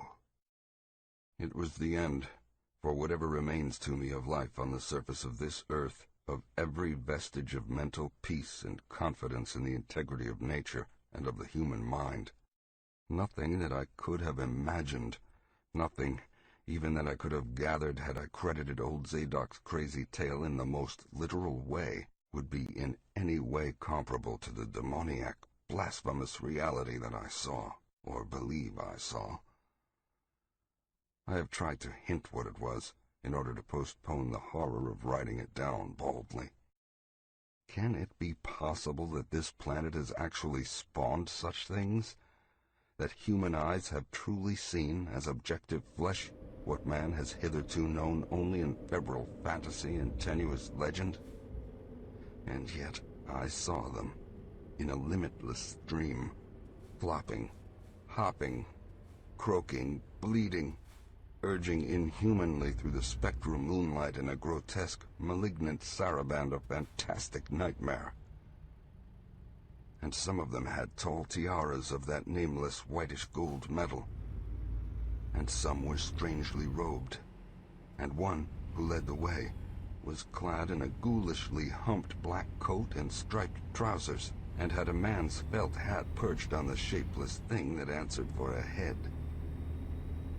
I think their predominant color was a grayish-green, though they had white bellies. They were mostly shiny and slippery, but the ridges of their backs were scaly. Their forms vaguely suggested the anthropoid, while their heads were the heads of fish, with prodigious bulging eyes that never closed. At the sides of their necks were palpitating gills, and their long paws were webbed. They hopped irregularly, sometimes on 2 legs and sometimes on 4. I was somehow glad that they had no more than 4 limbs. Their croaking, baying voices, clearly used for articulate speech, held all the dark shades of expression which their staring faces lacked. But for all of their monstrousness, they were not unfamiliar to me. I knew too well what they must be, for was not the memory of the evil tiara at Newburyport still fresh? They were the blasphemous fish frogs of the nameless design, living and horrible, and as I saw them I knew also of what that humped tiaraed priest in the black church basement had fearsomely reminded me. Their number was past guessing. It seemed to me that there were limitless swarms of them, and certainly my momentary glimpse could have shown only the least fraction. In another instant everything was blotted out by a merciful fit of fainting, the first I had ever had.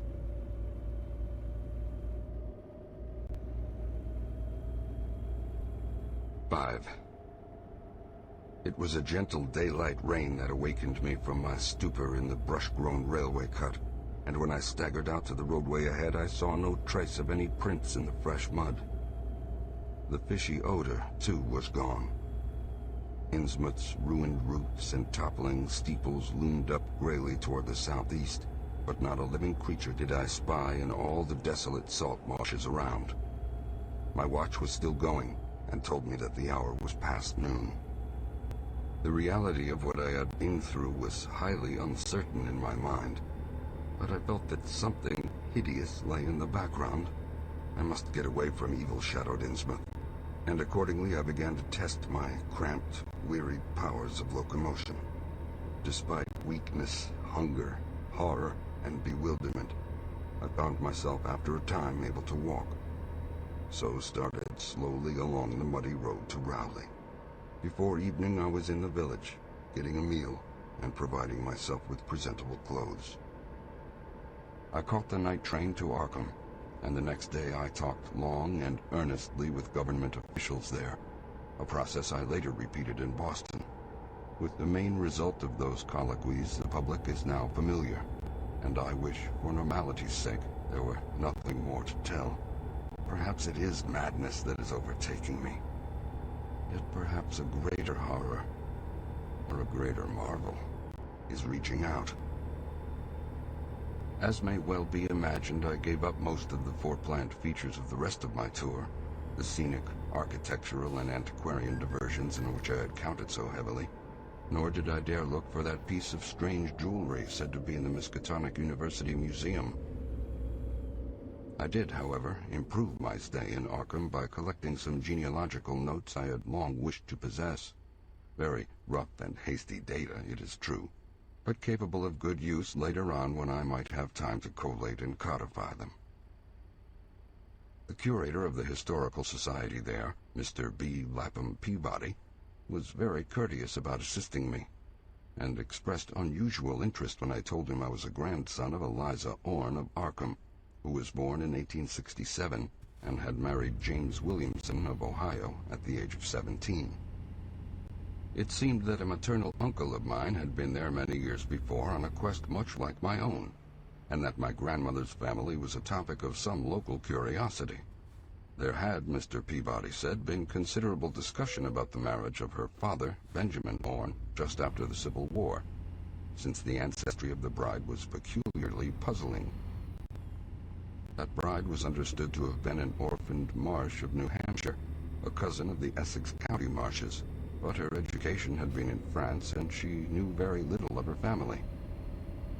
A guardian had deposited funds in a Boston bank to maintain her and her French governess, but that guardian's name was unfamiliar to Arkham people, and in time he dropped out of sight, so that the governess assumed the role by court appointment. The Frenchwoman, now long dead, was very taciturn, and there were those who said she would have told more than she did. But the most baffling thing was the inability of anyone to place the recorded parents of the young woman, Enoch and Lydia Mayserve Marsh, among the known families of New Hampshire. Possibly, many suggested, she was the natural daughter of some Marsh of prominence. She certainly had the true Marsh eyes. Most of the puzzling was done after her early death, which took place at the birth of my grandmother, her only child. Having formed some disagreeable impressions connected with the name of Marsh, I did not welcome the news that it belonged on my own ancestral tree. Nor was I pleased by Mr. Peabody's suggestion that I had the true Marsh eyes myself. However, I was grateful for data which I knew would prove valuable, and took copious notes and lists of book references regarding the well-documented Orne family. I went directly home to Toledo from Boston and later spent a month at Maumee recuperating from my ordeal. In September, I entered Oberlin for my final year, and from then till the next June was busy with studies and other wholesome activities, reminded of the bygone terror only by occasional official visits from government men in connection with the campaign which my pleas and evidence had started. Around the middle of July, just a year after the Innsmouth experience, I spent a week with my late mother's family in Cleveland, checking some of my new genealogical data with the various notes, traditions, and bits of heirloom material in existence there, and seeing what kind of connected chart I could construct. I did not exactly relish this task, for the atmosphere of the Williamson home had always depressed me. There was a strain of morbidity there, and my mother had never encouraged my visiting her parents as a child, although she always welcomed her father when he came to Toledo. My Arkham-born grandmother had seemed strange and almost terrifying to me, and I do not think I grieved when she disappeared. I was 8 years old then, and it was said that she had wandered off in grief after the suicide of my Uncle Douglas, her eldest son. He had shot himself after a trip to England. The same trip, no doubt, which had caused him to be recalled at the Arkham Historical Society. This uncle had resembled her, and I had never liked him either. Something about the staring, unwinking expression of both of them had given me a vague, unaccountable uneasiness. My mother and Uncle Walter had not looked like that. They were like their father, though poor little cousin Lawrence, Walter's son, had been an almost perfect duplicate of his grandmother before his condition took him to the permanent seclusion of a sanitarium at Canton. I had not seen him in 4 years, but my uncle once implied that his state, both mental and physical, was very bad. This worry had probably been a major cause of his mother's death 2 years before. My grandfather and his widowed son Walter now comprised the Cleveland household, but the memory of older times hung thickly over it. I still disliked the place, and tried to get my researches done as quickly as possible. Williamson record and traditions were supplied in abundance by my grandfather, though for Orne material I had to depend on my Uncle Walter, who put at my disposal the contents of all his files, including notes, letters, cuttings, heirlooms, photographs, and miniatures. It was in going over the letters and pictures on the Orne side that I began to acquire a kind of terror of my own ancestry. As I have said, my grandmother and Uncle Douglas had always disturbed me. Now, years after their passing, I gazed at their pictured faces with a measurably heightened feeling of repulsion and alienation. I could not at first understand the change, but gradually a horrible sort of comparison began to obtrude itself on my unconscious mind, despite the steady refusal of my consciousness to admit even the least suspicion of it. It was clear that the typical expression of these faces now suggested something it had not suggested before. Something which would bring stark panic if too openly thought of. But the worst shock came when my uncle showed me the Orne jewelry in a downtown safe deposit vault. Some of the items were delicate and inspiring enough, but there was one box of strange old pieces descended from my mysterious great-grandmother which my uncle was almost reluctant to produce. They were, he said, of very grotesque and almost repulsive design, and had never to his knowledge been publicly worn, though my grandmother used to enjoy looking at them.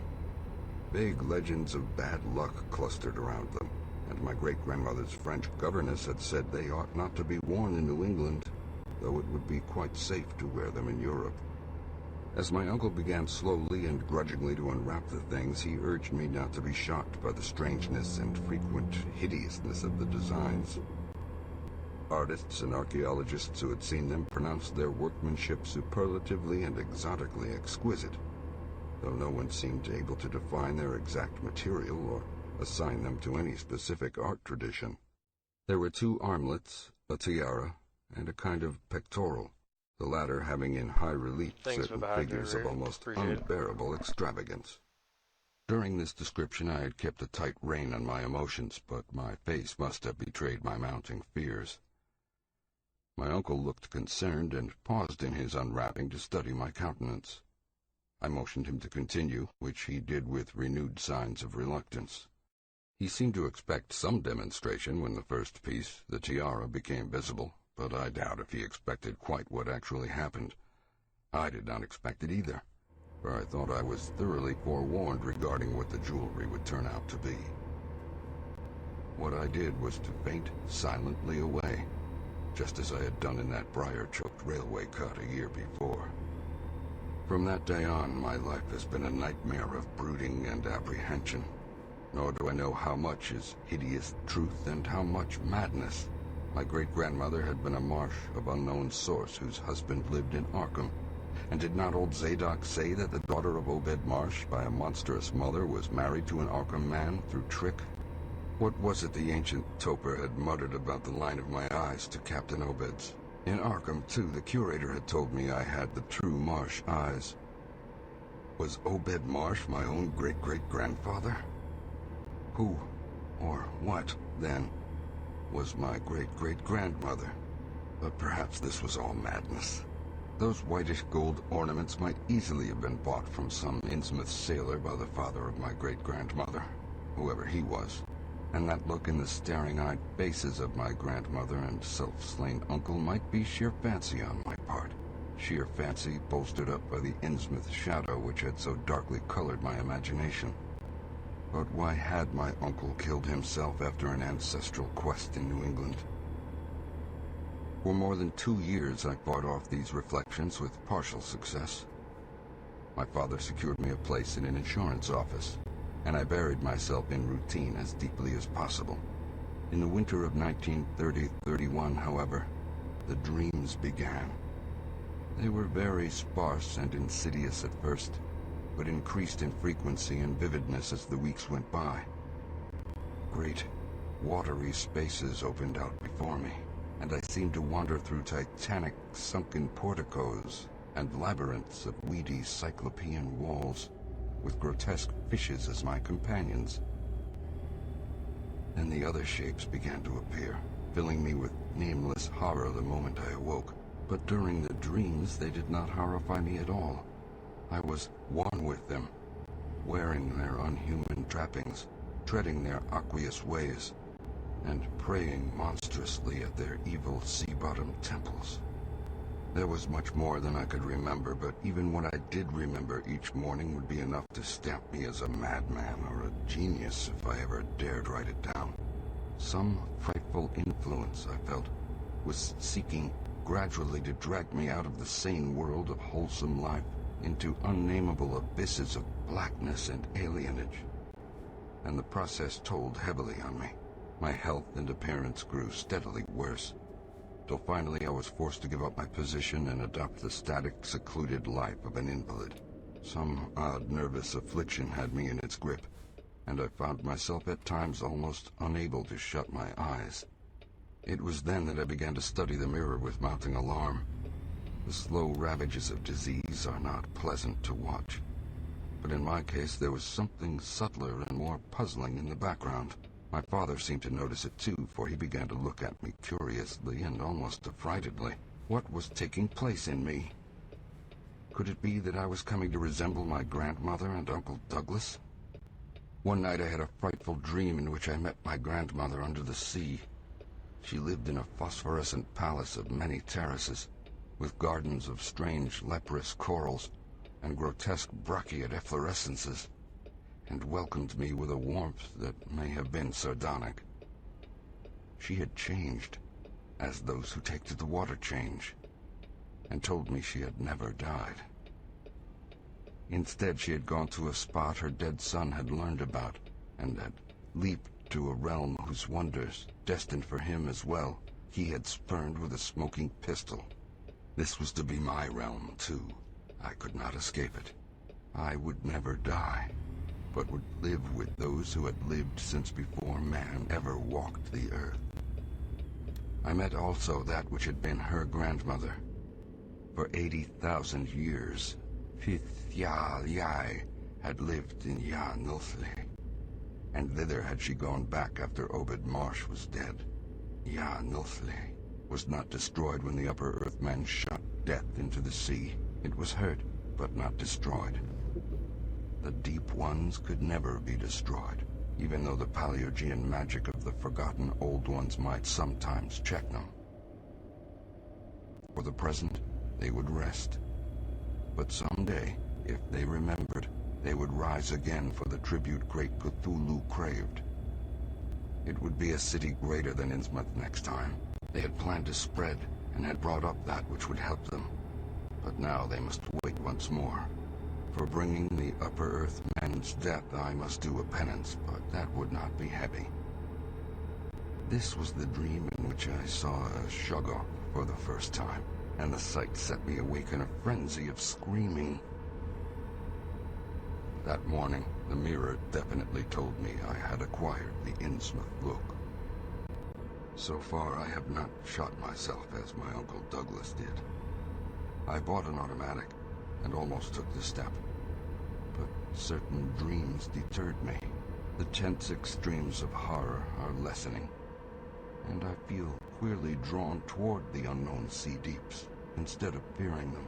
I hear and do strange things in sleep, and awake with a kind of exaltation instead of terror. I do not believe I need to wait for the full change as most have waited. If I did, my father would probably shut me up in a sanitarium as my poor little cousin is shut up. Stupendous and unheard-of splendors await me below, and I shall seek them soon. La Roulier, si liha fulgagnol hidla. No, I shall not shoot myself. I cannot be made to shoot myself. I shall plan my cousin's escape from that Canton madhouse, and together we shall go to marble-shadowed Innsmouth. We shall swim out to that brooding reef in the sea, and dive down through black abysses to the Cyclopean and many-columned Yinan myth-lair. And in that lair of the deep ones we shall dwell amidst wonder and glory. Forever.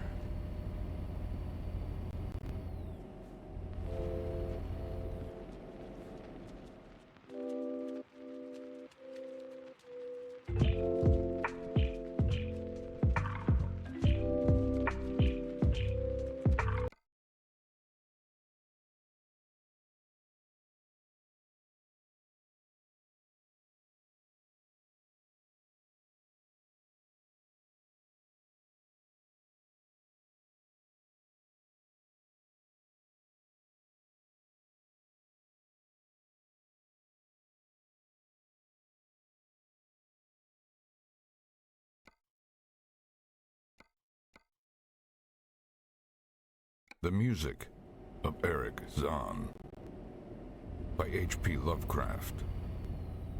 Read by Wayne June. I have examined the maps of the city with the greatest care, yet have never again found the Rue d'Orsay. These maps have not been modern maps alone, for I know that names change. I have, on the contrary, delved deeply into all the antiquities of the place, and have personally explored every region of whatever name which could possibly answer to the street I knew as the Rue d'Orsay. But despite all I have done, it remains an humiliating fact that I cannot find the house, the street, or even the locality where, during the last months of my impoverished life as a student of metaphysics at the university, I heard the music of Eric Zahn. That my memory is broken, I do not wonder, for my health, physical and mental, was gravely disturbed throughout the period of my residence in the Rue d'Orsay, and I recall that I took none of my few acquaintances there. But that I cannot find the place again is both singular and perplexing, for it was within a half-hour's walk of the university, and was distinguished by peculiarities which could hardly be forgotten by anyone who had been there. I have never met a person who has seen the Rue d'Orsay. The Rue d'Orsay lay across a dark river, bordered by precipitous black, blear-windowed warehouses, and spanned by a ponderous bridge of dark stone. It was always shadowy along that river, as if the smoke of neighboring factories shut out the sun perpetually. The river was also odorous with evil stenches which I have never smelled elsewhere, and which may someday help me to find it, since I should recognize them at once. Beyond the bridge were narrow cobbled streets with rails, and then came the ascent, at first gradual, but incredibly steep as the Rue d'Orsay was reached. I have never seen another street as narrow and steep as the Rue d'Orsay. It was almost a cliff, closed to all vehicles, consisting in several places of flights of steps, and ending at the top in a lofty, ivied wall. Its paving was irregular, sometimes stone slabs, sometimes cobblestones, and sometimes bare earth, with struggling greenish-gray vegetation. The houses were tall, peaked-roofed, incredibly old, and crazily leaning backward, forward, and sidewise.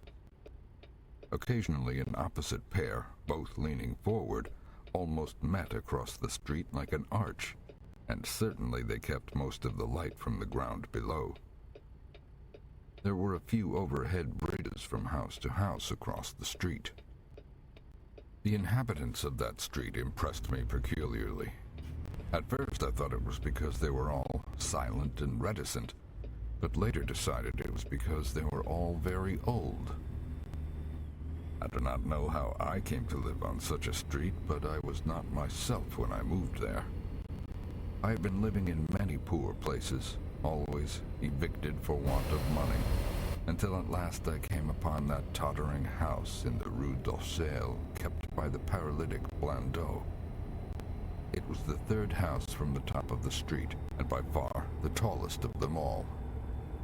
My room was on the 5th story, the only inhabited room there, since the house was almost empty. On the night I arrived, I heard strange music from the peaked garret overhead, and the next day asked old Blandot about it.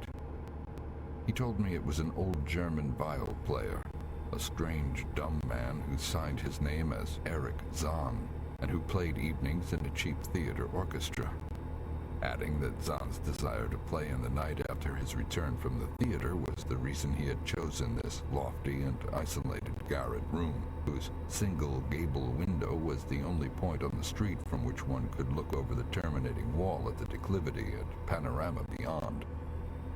Thereafter, I heard Zahn every night, and although he kept me awake, I was haunted by the weirdness of his music. Knowing little of the art myself, I was yet certain that none of his harmonies had any relation to music I had heard before, and concluded that he was a composer of highly original genius. The longer I listened, the more I was fascinated, until after a week I resolved to make the old man's acquaintance. One night, as he was returning from his work, I intercepted Zahn in the hallway and told him that I would like to know him and be with him when he played. Hey, what's up? Cheers. He was a small, lean, bent person. I hope with your shabby stream's going clothes, blue eyes, grotesque, satyr-like face, and nearly bald head, and at my first words seemed both angered and frightened. My obvious friendliness, however, finally melted him, and he gradually motioned me to follow him up the dark, creaking, and rickety attic stairs. His room, one of only two in the steeply pitched garret, was on the west side, toward the high wall that formed the upper end of the street. Its size was very great, and seemed the greater because of its extraordinary barrenness and neglect. Of furniture there was only a narrow iron bedstead, a dingy washstand, a small table, a large bookcase, an iron music rack, and 3 old-fashioned chairs.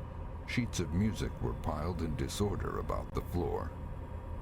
The walls were of bare boards and had probably never known plaster, whilst the abundance of dust and cobwebs made the place seem more deserted than inhabited. Evidently, Eric Zahn's world of beauty lay in some far cosmos of the imagination. Motioning me to sit down, the dumb man closed the door, turned the large wooden bolt, and lighted a candle to augment the one he had brought in with him. He now removed his viol from its moth-eaten covering, and taking it, seated himself in the least uncomfortable of the chairs. He did not employ the music rack, but, offering no choice and playing from memory, enchanted me for over an hour with strains I had never heard before, strains which must have been of his own devising. To describe their exact nature is impossible for one unversed in music. They were a kind of fugue, with recurrent passages of the most captivating quality, but to me were notable for the absence of any of the weird notes I had overheard from my room below on other occasions. Those haunting notes I had remembered, and had often hummed and whistled inaccurately to myself, so when the player at length laid down his bow, I asked him if he would render some of them. As I began my request, the wrinkled, satyr-like face lost the bored placidity it had possessed during the playing, and seemed to show the same curious mixture of anger and fright which I had noticed when I first accosted the old man. For a moment I was inclined to use persuasion, regarding rather lightly the whims of senility, and even tried to awaken my host's weirder mood by whistling a few of the strains to which I had listened the night before. But I did not pursue this course for more than a moment, for when the dumb musician recognized the whistled air, his face grew suddenly distorted with an expression wholly beyond analysis, and his long, cold, bony right hand reached out to stop my mouth and silence the crude imitation. As he did this, he further demonstrated his eccentricity by casting a startled glance toward the lone curtained window, as if fearful of some intruder. A glance doubly absurd, since the garret stood high and inaccessible above all the adjacent roofs, this window being the only point on the steep street, as the concierge had told me, from which one could see over the wall at the summit. The old man's glance brought Blandot's remark to my mind, and with a certain capriciousness I felt a wish to look out over the wide and dizzying panorama of moonlit roofs and city lights beyond the hilltop, which of all the dwellers in the Rue d'Orsay only this crabbed musician could see. I moved toward the window and would have drawn aside the nondescript curtains, when with a frightened rage even greater than before, the dumb lodger was upon me again, this time motioning with his head toward the door as he nervously strove to drag me thither with both hands. Now thoroughly disgusted with my host, I ordered him to release me and told him I would go at once. His clutch relaxed, and as he saw my disgust and offense, Feather friend, the his own game of anger the seemed night to subside. take long to He find a tightened new his match. relaxing grip, but this time ranked. in a friendly manner. Oh, you're having a hard forcing me time into getting a chair. match with Infinite? Then, Yeah. with an appearance of wistfulness, That does suck. crossing Sorry to to the hear that. littered table, where he wrote many words with a pencil in Infinite's, the labored French of a still foreigner. got issues with the servers. The note which he finally handed me was an appeal for tolerance and forgiveness. Zahn said that he was old, lonely, and afflicted with strange fears and nervous disorders connected with his music and with other things. He had enjoyed my listening to his music and wished I would come again and not mind his eccentricities, but he could not play to another his weird harmonies and could not bear hearing them from another, nor could he bear having anything in his room touched by another. He had not known until our hallway conversation that I could overhear his playing in my room, and now asked me if I would arrange with Blandot to take a lower room where I could not hear him in the night. He would, he wrote, defray the difference in rent. As I sat deciphering the execrable French, I felt more lenient toward the old man. He was a victim of physical and nervous suffering, as was I, and my metaphysical studies had taught me kindness. In the silence there came a slight sound from the window. The shutter must have rattled in the night wind, and for some reason I started almost as violently as did Eric Zahn. So, when I had finished reading, I shook my host by the hand and departed as a friend. The next day, Blandot gave me a more expensive room on the 3rd floor, between the apartments of an aged moneylender and the room of a respectable upholsterer. There was no one on the 4th floor. It was not long before I found that Zahn's eagerness for my company was not as great as it had seemed while he was persuading me to move down from the 5th story. He did not ask me to call on him, and when I did call, he appeared uneasy and played listlessly. This was always at night. In the day he slept and would admit no one. My liking for him did not grow, though the attic room and the weird music seemed to hold an odd fascination for me. I had a curious desire to look out of that window, over the wall, and down the unseen slope at the glittering roofs and spires which must lie outspread there. Once I went up to the garret during theater hours when Zahn was away, but the door was locked. What I did succeed in doing was to overhear the nocturnal playing of the dumb old man. At first I would tiptoe up to my old 5th floor. Then I grew bold enough to climb the last creaking staircase to the peaked garret. There in the narrow hall, outside the bolted door with a covered keyhole, I often heard sounds which filled me with an indefinable dread. the dread of vague wonder and brooding mystery. It was not that the sounds were hideous, for they were not, but that they held vibrations suggesting nothing on this globe of Earth, and that at certain intervals they assumed a symphonic quality which I could hardly conceive as produced by one player. Certainly, Eric Zahn was a genius of wild power. As the weeks passed, the playing grew wilder, whilst the old musician acquired an increasing haggardness and furtiveness pitiful to behold. He now refused to admit me at any time, and shunned me whenever we met on the stairs. Then one night, as I listened at the door, I heard the shrieking viol swell into a chaotic babble of sound, a pandemonium which would have led me to doubt my own shaking sanity had there not come from behind that barred portal a piteous proof that the horror was real. The awful, inarticulate cry which only a mute can utter, and which rises only in moments of the most terrible fear or anguish. I knocked repeatedly at the door, but received no response. Afterward, I waited in the black hallway, shivering with cold and fear, till I heard the poor musician's feeble effort to rise from the floor by the aid of a chair. Believing him just conscious after a fainting fit, I renewed my rapping, at the same time calling out my name reassuringly. I heard Zahn stumble to the window and close both shutter and sash, then stumble to the door, which he falteringly unfastened to admit me. This time his delight at having me present was real, for his distorted face gleamed with relief while he clutched at my coat as a child clutches at its mother's skirts. Shaking pathetically, the old man forced me into a chair whilst he sank into another, beside which his viol and bow lay carelessly on the floor. He sat for some time, inactive, nodding oddly, but having a paradoxical suggestion of intense and frightened listening. Subsequently, he seemed to be satisfied, and crossing to a chair by the table, wrote a brief note, handed it to me, and returned to the table, where he began to write rapidly and incessantly.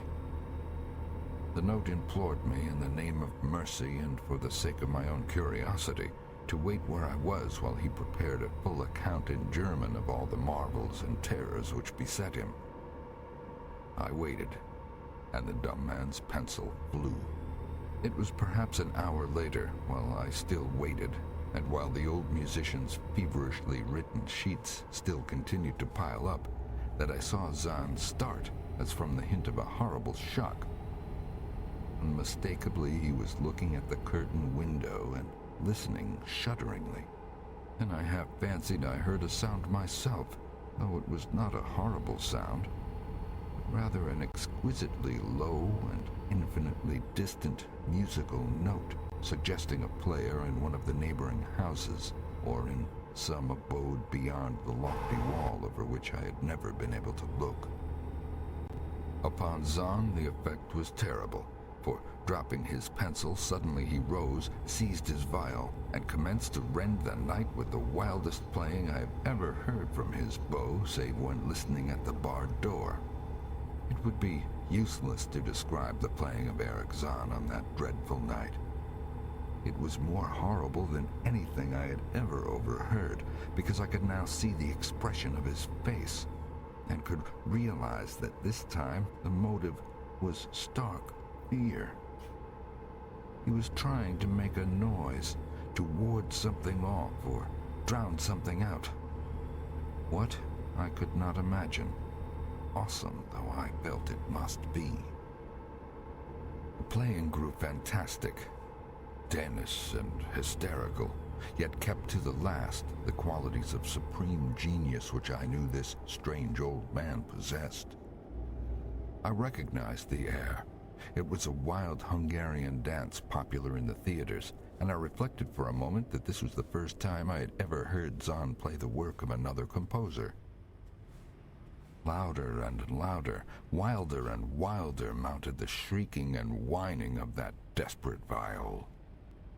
The player was dripping with an uncanny perspiration and twisted like a monkey, always looking frantically at the curtained window. In his frenzied strains, I could almost see shadowy satyrs and bacchanals dancing and whirling insanely through seething abysses of clouds and smoke and lightning. And then I thought I heard a shriller, steadier note that was not from the viol, a calm, deliberate, purposeful, mocking note from far away in the west. At this juncture, the shutter began to rattle in a howling night wind which had sprung up outside as if in answer to the mad playing within. Zahn's screaming viol now outdid itself, emitting sounds that I never thought a viol could emit. The shutter rattled more loudly, unfastened, and commenced slamming against the window. Then the glass broke shiveringly under the persistent impacts, and the chill wind rushed in, making the candles sputter and rustling the sheets of paper on the table where Zahn had begun to write out his horrible secret. I looked at Zahn and saw that he was past conscious observation. His blue eyes were bulging, glassy and sightless, and the frantic playing had become a blind, mechanical, unrecognizable orgy that no pen could even suggest. A sudden gust, stronger than the others, caught up the manuscript and bore it toward the window. I followed the flying sheets in desperation, but they were gone before I reached the demolished panes. Then I remembered my old wish to gaze from this window, the only window in the Rue d'Orsay from which one might see the slope beyond the wall and the city outspread beneath. It was very dark, but the city's lights always burned, and I expected to see them there amidst the rain and wind.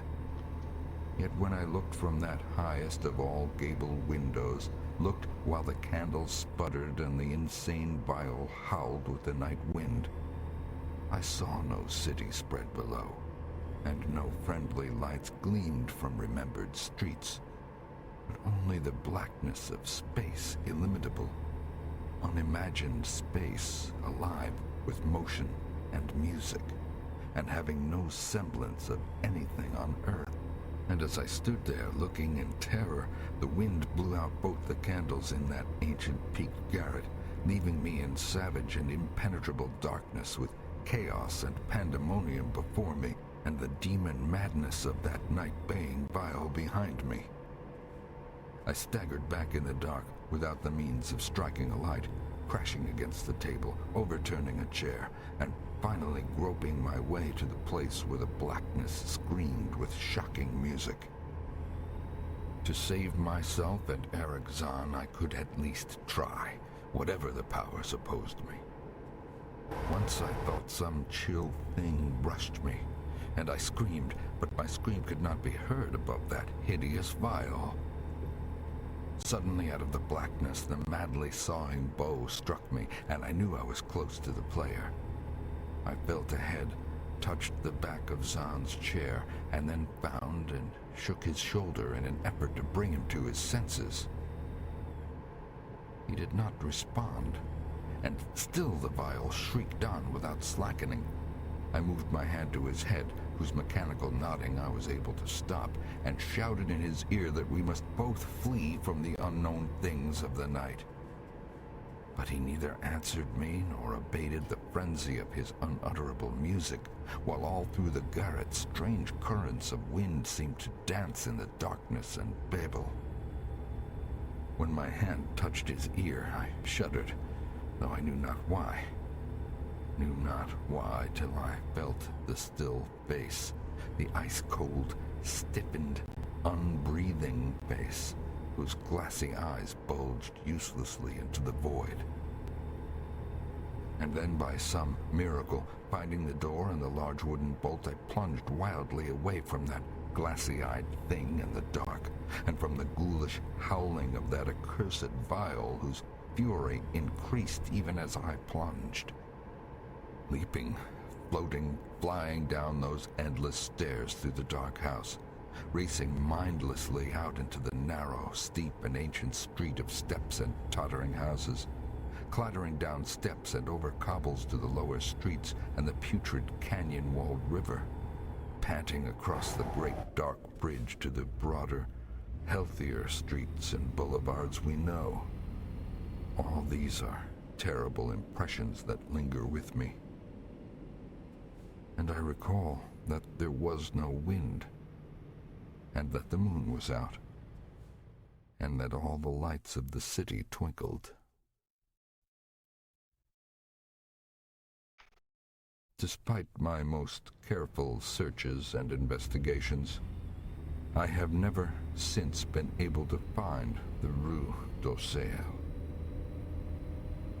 But I am not wholly sorry, either for this or for the loss in undreamable abysses of the closely written sheets, which alone could have explained the music of Eric Zahm. The Shadow over Innsmouth by H.P. Lovecraft. Read by Wayne June.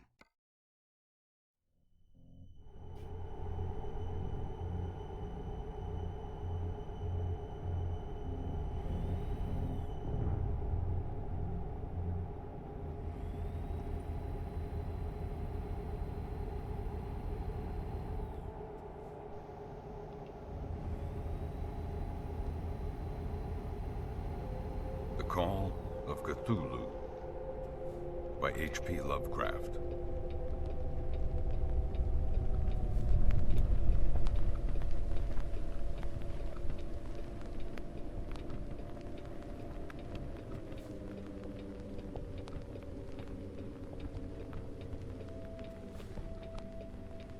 One.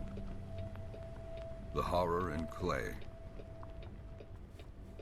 The most merciful thing in the world, I think, is the inability of the human mind to correlate all its contents. We live on a placid island of ignorance in the midst of black seas of infinity, and it was not meant that we should voyage far. Theosophists have guessed at the awesome grandeur of the cosmic cycle wherein our world and human race form transient incidents. They have hinted at strange survivals in terms which would freeze the blood if not masked by bland optimism. But it is not from them that there came the single glimpse of forbidden eons which chills me when I think of it, and maddens me when I dream of it.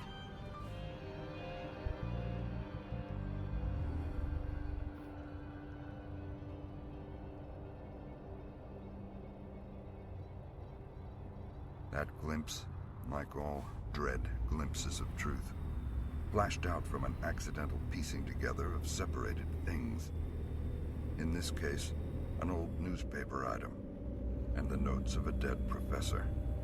I hope that no one else will accomplish this piecing out.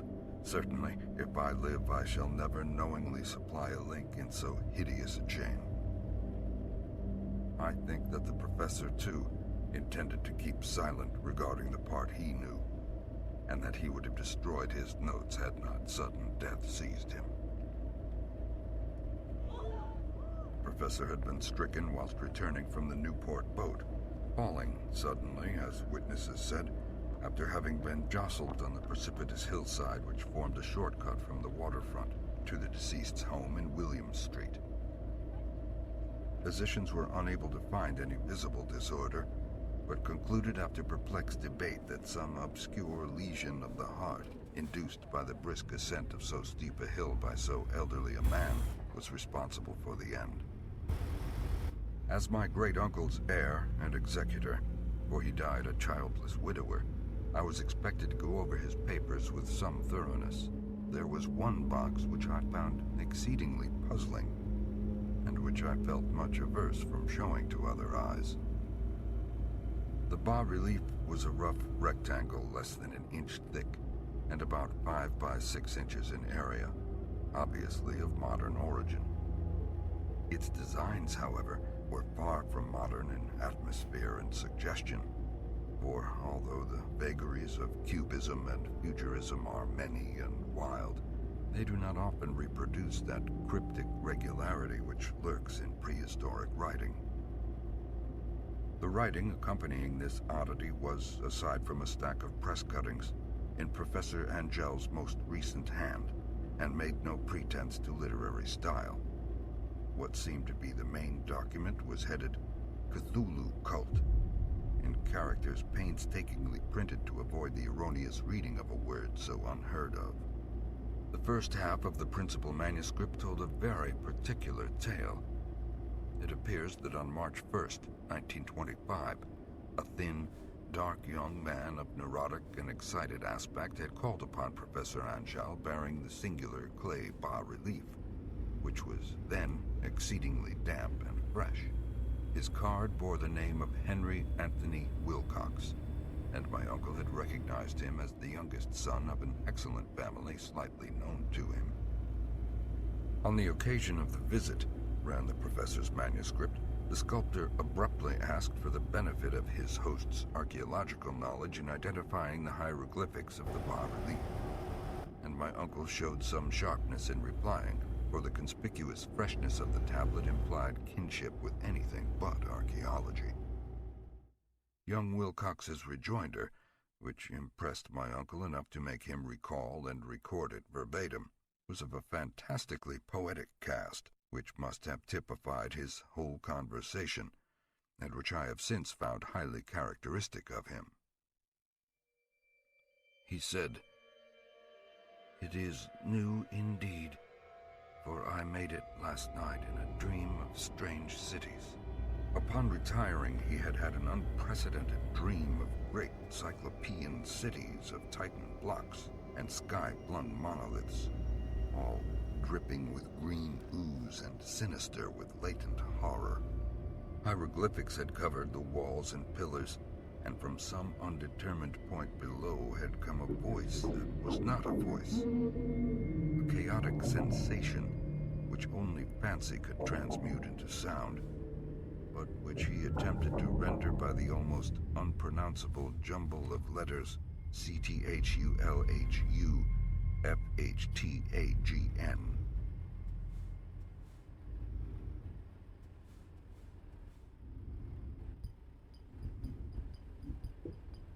On March 23rd, the manuscript continued, Wilcox failed to appear, and inquiries at his quarters revealed that he had been stricken with an obscure sort of fever and taken to the home of his family in Waterman Street.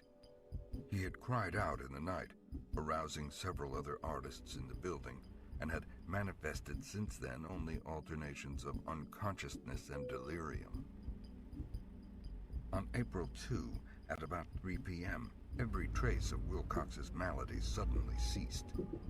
He sat upright in bed, astonished to find himself at home, and completely ignorant of what had happened in dream or reality since the night of March 22nd. My uncle, it seems, had quickly instituted a prodigiously far-flung body of inquiries amongst nearly all the friends whom he could question without impertinence, asking for nightly reports of their dreams and the dates of any notable visions in some time past. The reception of his request seems to have been varied, but he must at the very least have received more responses than any ordinary man could have handled without a secretary.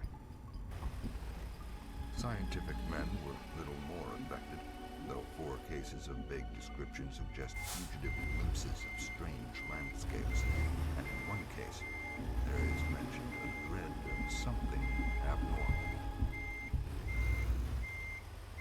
One case, which the note describes with emphasis, was very sad. The subject, a widely known architect with leanings toward theosophy and occultism, went violently insane on the date of young Wilcox's seizure and expired several months later after incessant screamings to be saved from some escaped denizen of town. Here was a nocturnal suicide in London, where a lone sleeper leaped from a window after a shocking cry. And so numerous are the reported troubles of insane asylums that only a miracle can have stopped the medical fraternity from noting strange parallelisms and drawing mystified conclusions.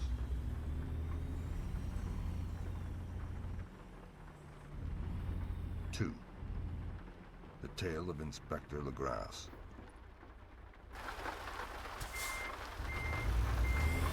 Once before, it appears, Professor Angel had seen the hellish outlines of the nameless monstrosity and heard the ominous syllables which can be rendered as voodoo. This earlier experience had come in 1908, 17 years before, when the American Archaeological Society held its annual meeting in St. Louis. The chief of these outsiders, John Raymond Legrasse, and he was by profession an inspector of police. With him he bore the subject of his visit. It must not be fancied that Inspector Legrasse had the least interest in archaeology. On the contrary, his wish for enlightenment was prompted by purely professional considerations. The statuette, idol, fetish, or whatever it was, had been captured some months before in the wooded swamps south of New Orleans during a raid on a supposed voodoo meeting. One sight of the thing led enough to throw the assembled men of science into a state of tense excitement, and they lost no time in crowding around him to gaze at the diminutive figure whose utter strangeness and air of genuinely abysmal antiquity hinted so potently at unopened arcade vistas. And yet, as the members severally shook their heads and confessed defeat at the inspector's problem, there was one man in that gathering who suspected a touch of bizarre familiarity in the monstrous shape that rider, and could presently told with some diffidence of the odd trifle he knew. This person was the late William Channing Webb, professor of anthropology at Princeton University, and an explorer of no slight note. Professor Webb had been engaged 48 years before in a tour of Greenland and Iceland in search of some runic inscriptions which he failed to unearth, and whilst high up on the West Greenland coast had encountered a singular tribe or cult of Eskimo, whose religion, a curious form of devil worship, chilled him with its deliberate bloodthirstiness and impulsiveness. Besides nameless rites and human sacrifices, there were certain queer hereditary rituals addressed to a supreme elder devil or Tornasuk, and of this Professor Webb had taken a careful phonetic copy from an aged Angekok, or wizard priest, expressing the sounds in Roman letters as best he could count. There then followed an exhaustive comparison of details, and a moment of really awed silence, when both detective and scientist agreed on the virtual identity of the phrase common to two hellish rituals so many worlds distance apart. What, in substance, both the Eskimo wizards and the Louisiana swamp priests had chanted to their kindred idols was something very like this. The word divisions being guessed at from traditional breaks in the phrase is chanted aloud. Onglu, Mobaluna, Cthulhu, Rodye, Ukanado, Otai. In his house at Rodye, dead Cthulhu waits, dreaming. And now, in response to a general and urgent demand, Inspector Legrasse related as fully as possible his experience with the swamp worshippers. On November 1st, 1907, there had come to the New Orleans police a frantic summons from the swamp and lagoon country to the south. There were insane shouts and harrowing screams, soul-chilling chants, and dancing devil flames. The muffled beat of tom-toms was faintly audible far, far ahead, and a curdling shriek came at infrequent intervals when the wind shifted. A reddish glare, too, seemed to filter through the pale undergrowth beyond the endless avenues of forest night. Animal fury and orgiastic license here whipped themselves to demoniac heights by howls and squawking ecstasies that tore and reverberated